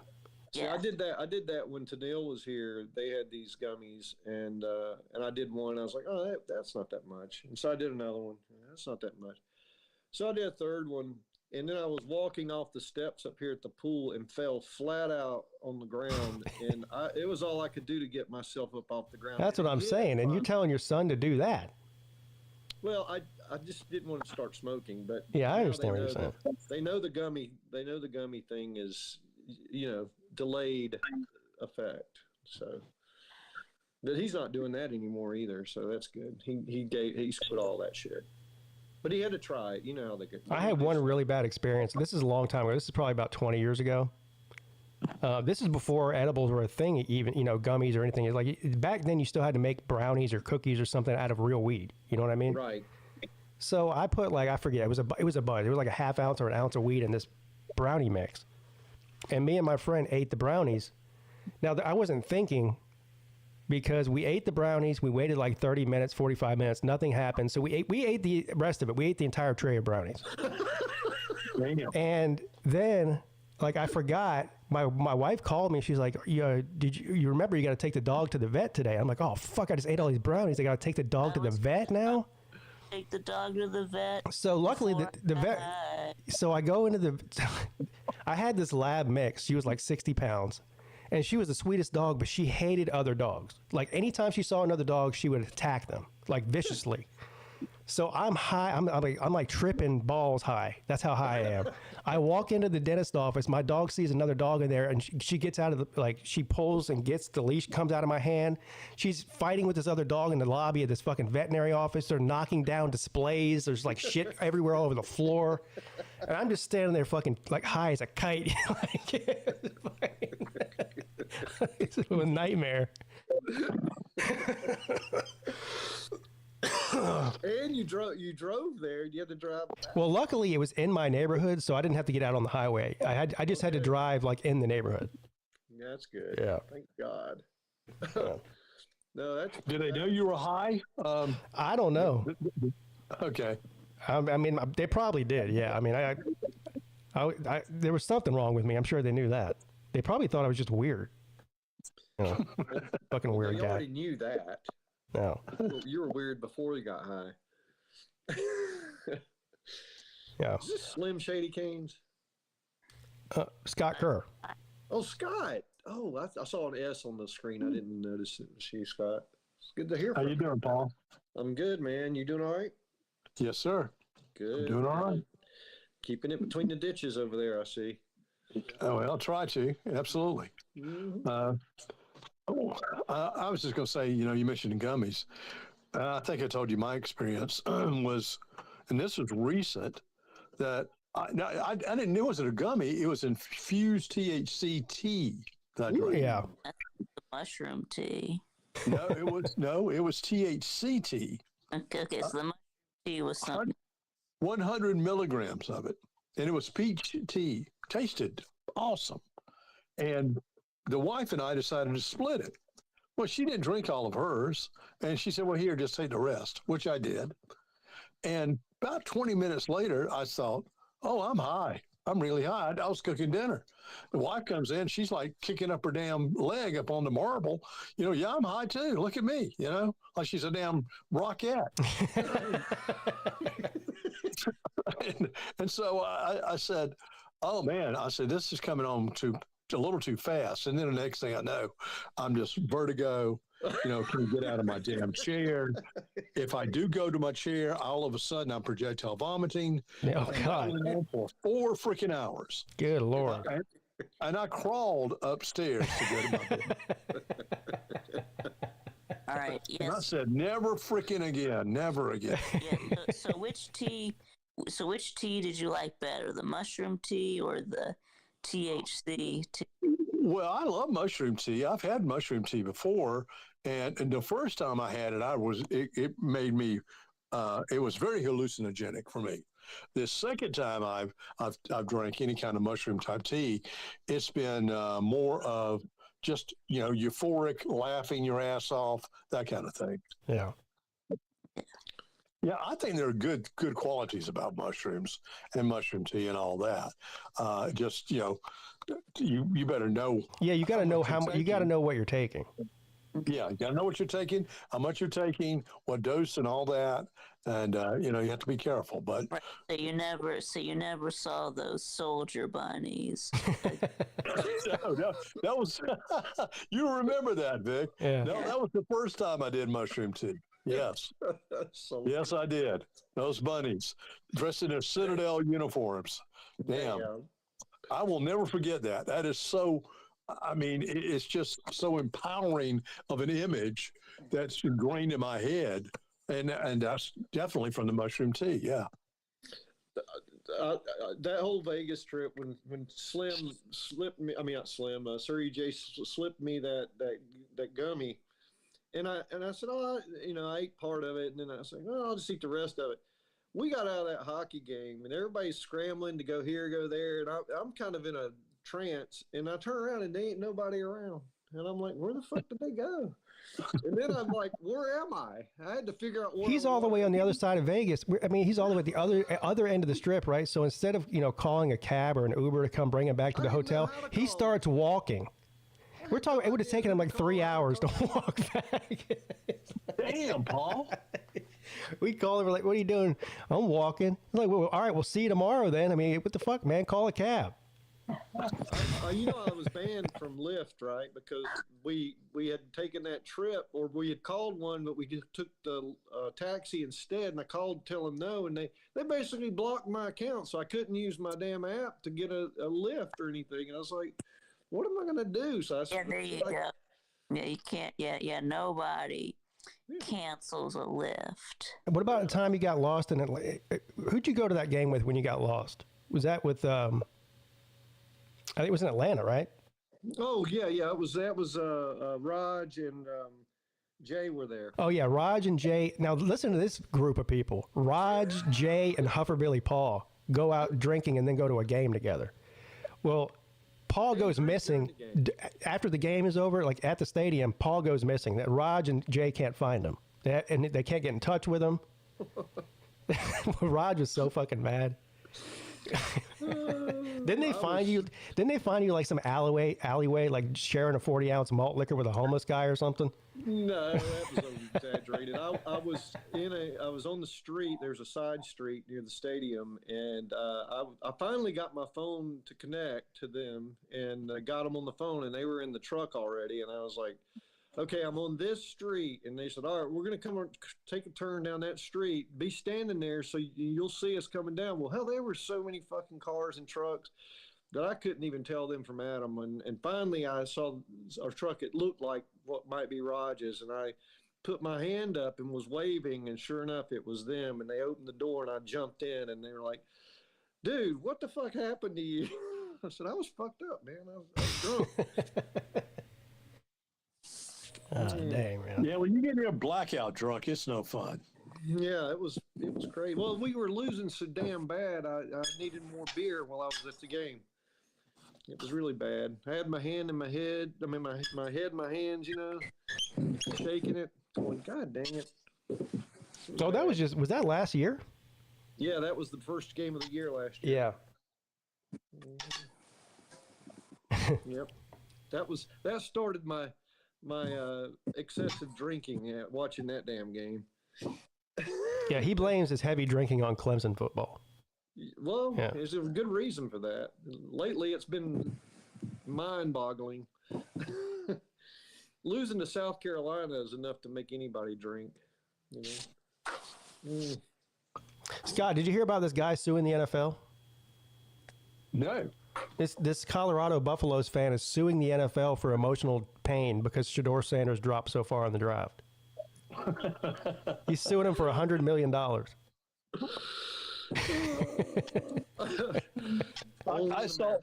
I saw some meme of a white guy saying, I can go through the fifth round, just like Shedeur Sanders holding up beer.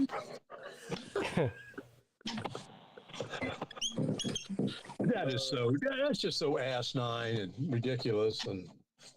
But some lawyer will probably pick up on it. Say, oh, well, I need the publicity, the advertising, yeah, the marketing. Free advertising. You sound like me. I said, if you're going to pay me, I'll take up the case.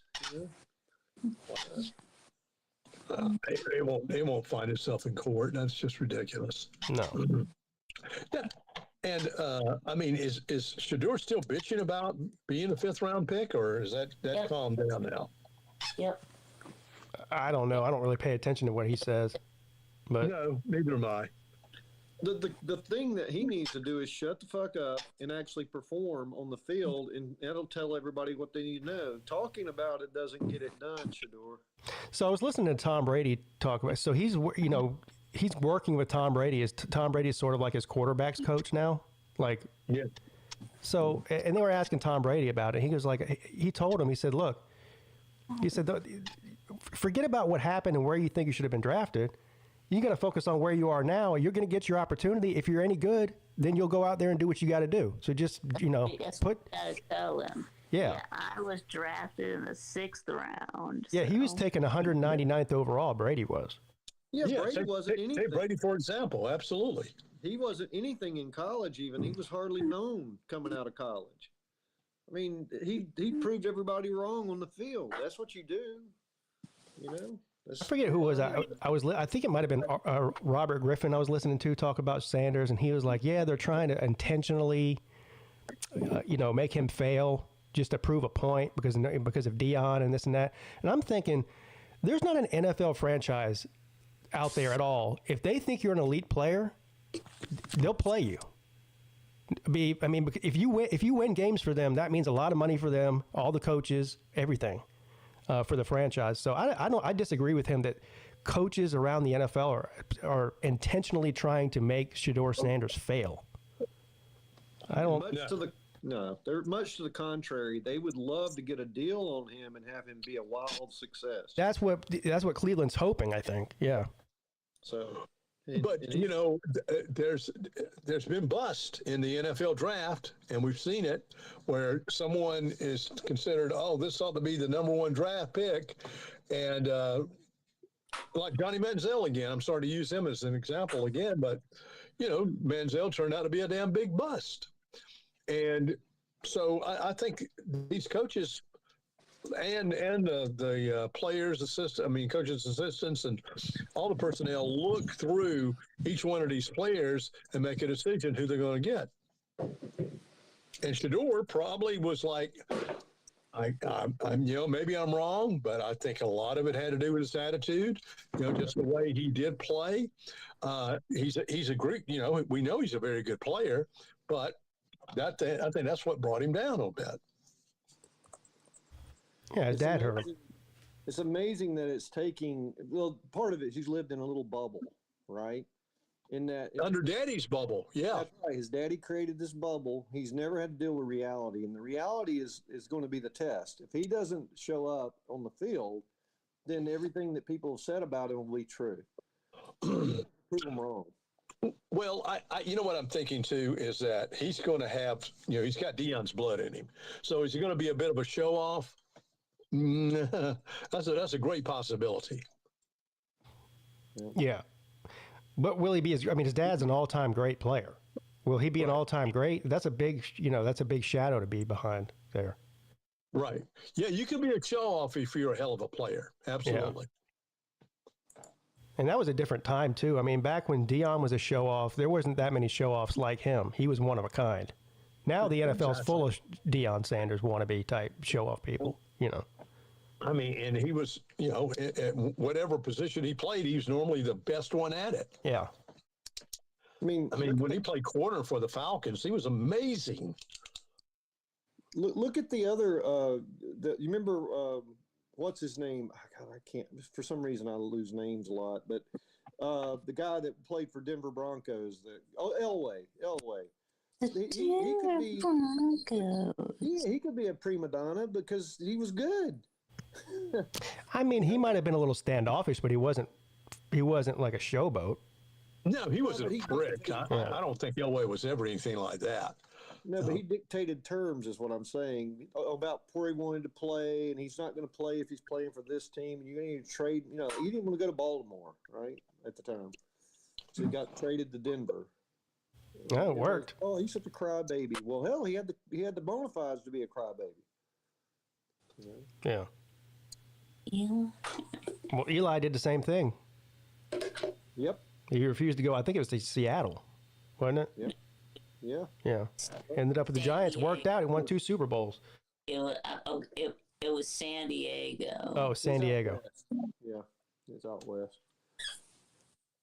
But yeah, that's the difference here, and those guys are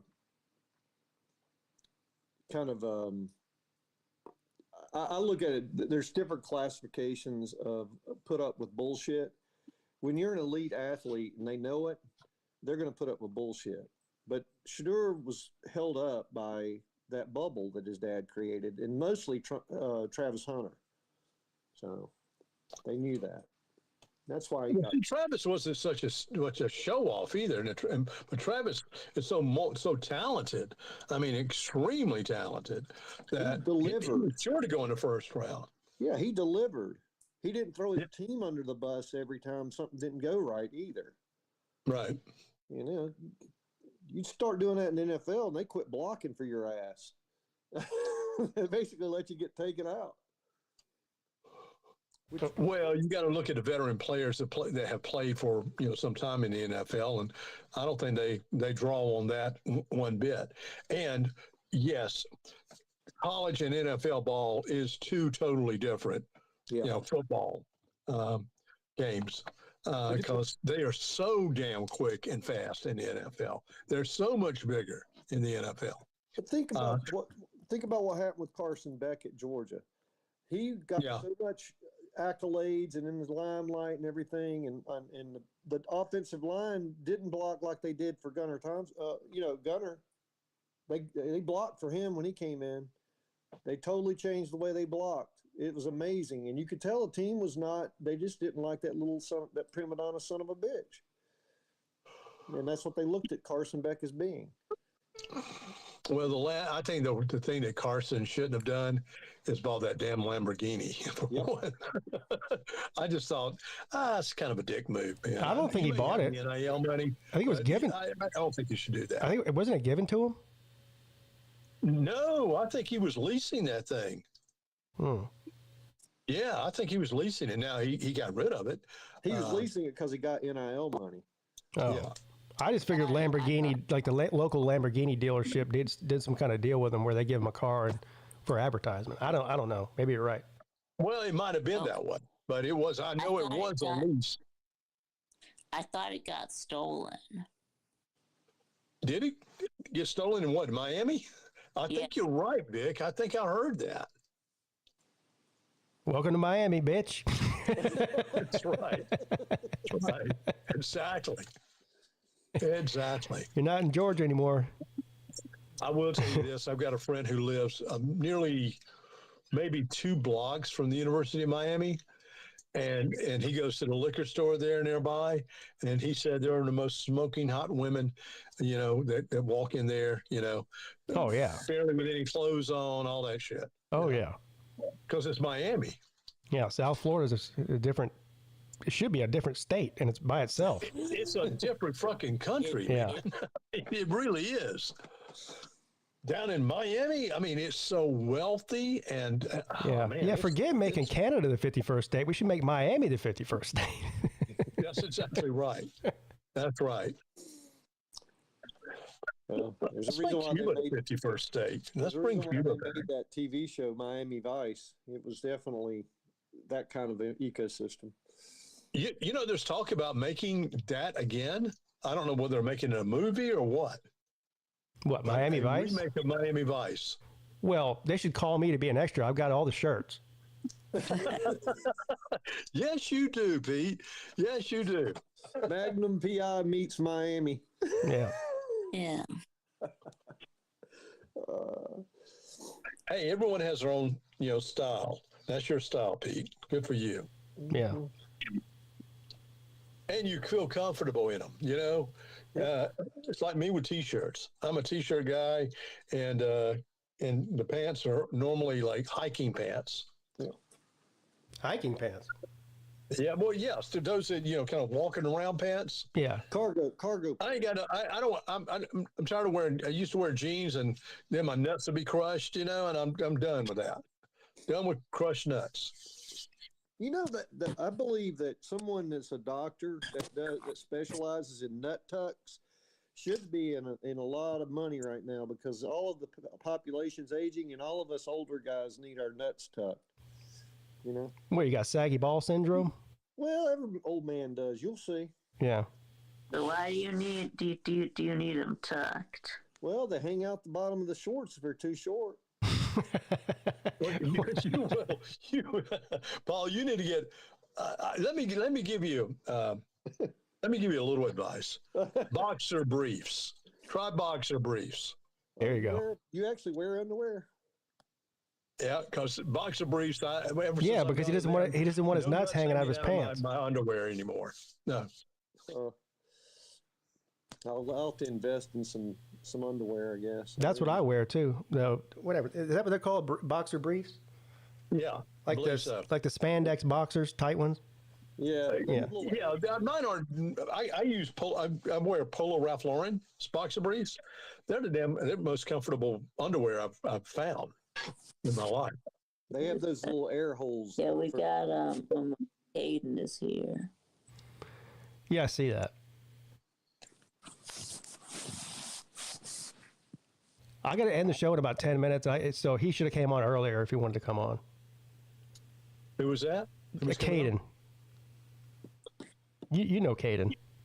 Oh God, yeah. Okay. Yeah, him. He's gonna come on and bitch and moan and scream and raise hell. Aiden, yeah, he's going by Dan now. Yeah. He changed his name from what we all know him as to Dan. England Dan from England Dan and John Ford Coley? No, he has a fan store. It's called Dan's Fan City. That's what he's got. Does he sell fans? No. Clearly. No, he sells cats. What? Little kitty cats? Mails them in the post office? No, he puts sells them to the Chinese restaurant. No, I meant like cat as in caterpillar. Oh, okay. Yeah, like the heavy equipment. Oh, he sells a caterpillar. Okay, gotcha. Yeah, like the tractors and that. Yeah. So he sells that shit? Is that what he does? Well, if he does, he probably makes a nice commission if he does sell one of those. He sells like parts for them. Yeah. Oh, parts. Well, that's probably good money too. Yeah, the good news is with all this tariff stuff, they're going to be building a lot of plants back here in the U.S. He should be in the money on that. We'll see about that. Hey, Scott, we'll see. I mean, the only problem I see about, I want the manufacturing plants to come here by all means, but they're not just going to build them overnight. No, that takes time. Yeah. So it's going to take a little. It'll happen. It'll actually start happening finally versus never happening. Is the thing. Right. Well, Pete, I won't keep you. I won't. I want to ask you. I want to ask you a question real quick before you go. Yeah, man. Have you seen? We were talking about this earlier. Have you seen this new show on Apple Plus? I think it's on Franklin, about Ben Franklin. No. Okay. I don't have Apple Plus, and maybe I should.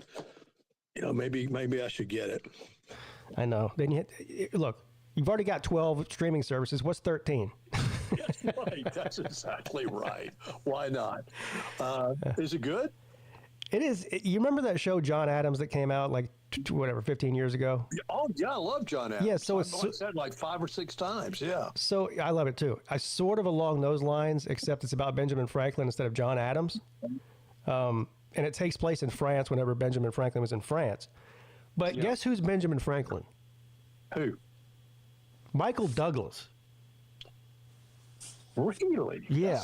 Okay. And the weird thing is, I think it's a good show. I think a lot of the actors are very good, and I think it's good writing and the whole thing. But I just can't get past the fact, like, everybody else talks in that colonial style of talking, but Michael Douglas just talks like Michael Douglas.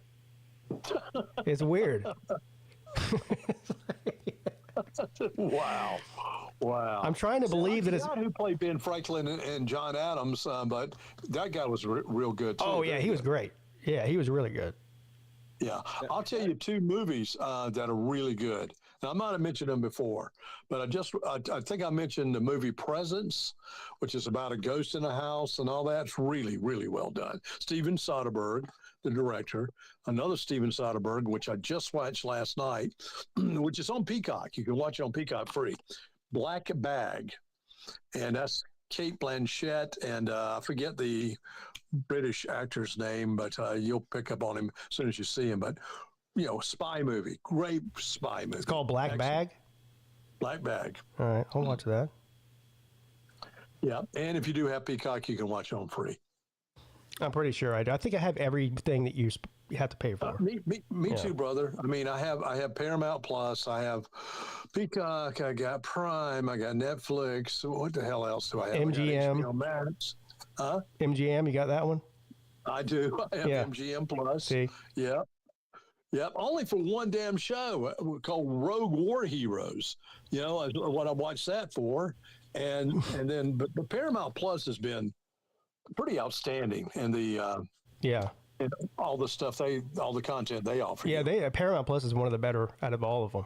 And Mobland, man, I tell you, I just think Tom Hardy right now is probably one of the finest actors out there. Period. He's really good in that. Yeah. No one is even close to him because he's just. I mean, from everything he's played, I've watched him play in. It's just like, but this is his pinnacle. Playing this fixer, Harry D'Souza. Yeah, he's really damn good. Yeah, it's a good show. Yeah, you guys make me feel bad. I don't have any subscriptions to anything, and I've even suspended my YouTube TV account for the time being because there's nothing for me to watch. So I feel like a Luddite, man. I'm not watching any of this stuff. If you're only going to get one streaming service, I probably would get Paramount. Yep.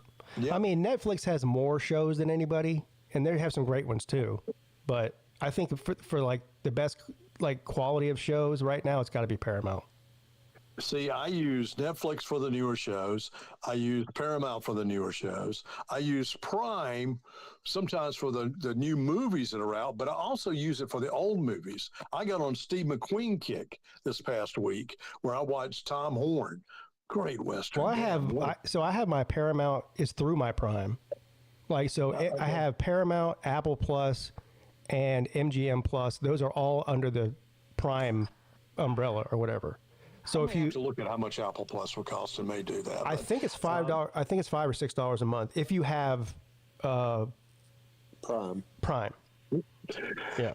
But I mean, I'm jumping up and showing my age. I know this, but watched Tom Horn, Steve McQueen. Then I watched The Great Escape, which I've watched probably 3 or 4 dozen times. But I hadn't seen it in a long time. Just holds up very well. Great movie. And then I watched Bullet last night. And Bullet's kind of a no-nonsense. He's a no-nonsense cop from San Francisco, and he kind of plays that, but the whole damn chase scene in that, in a 67 Mustang with Steve McQueen driving it, and it's badass.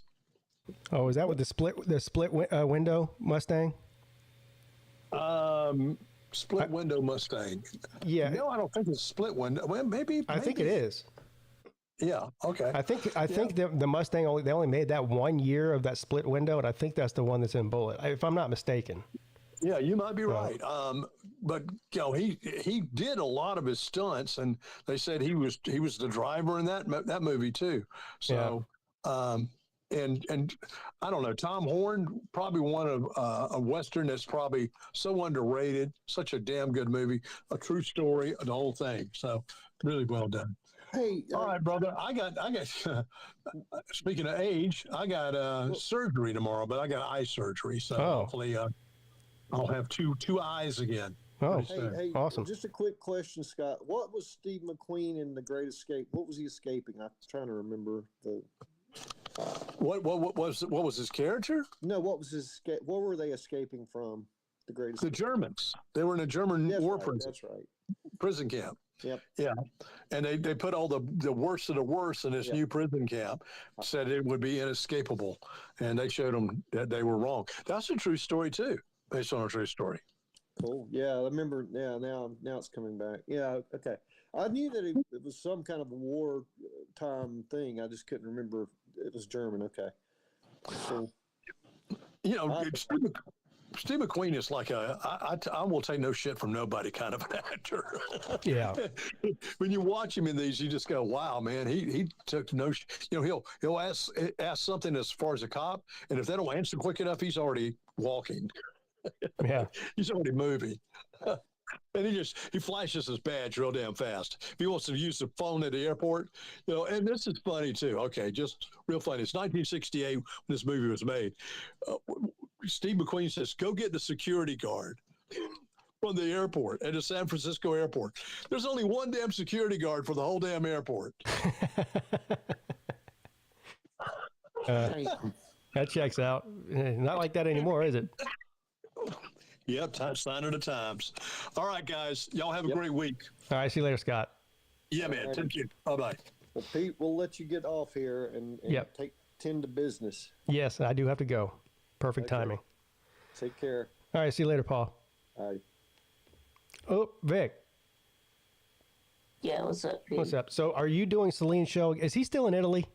No, he is not in Italy, but he still is not doing the show today. Okay. So you are. Yeah. All right. So everyone go check out VicTube at 3 p.m., right? Yeah. Everyone go check out VicTube at 3 p.m. over on VicTube Productions YouTube channel. All right. See you later, Vic. Okay. Bye, Pete. That's going to do it for me as well. Thank you for tuning in. Should be good to go for Friday's midday show. As of right now, I don't think I'm driving out to the other side of town on Friday. So I should be good, but I'm not 100% sure. I mean, these things are fluid right now. But anyway, thank you for tuning in and have a great rest of your Wednesday.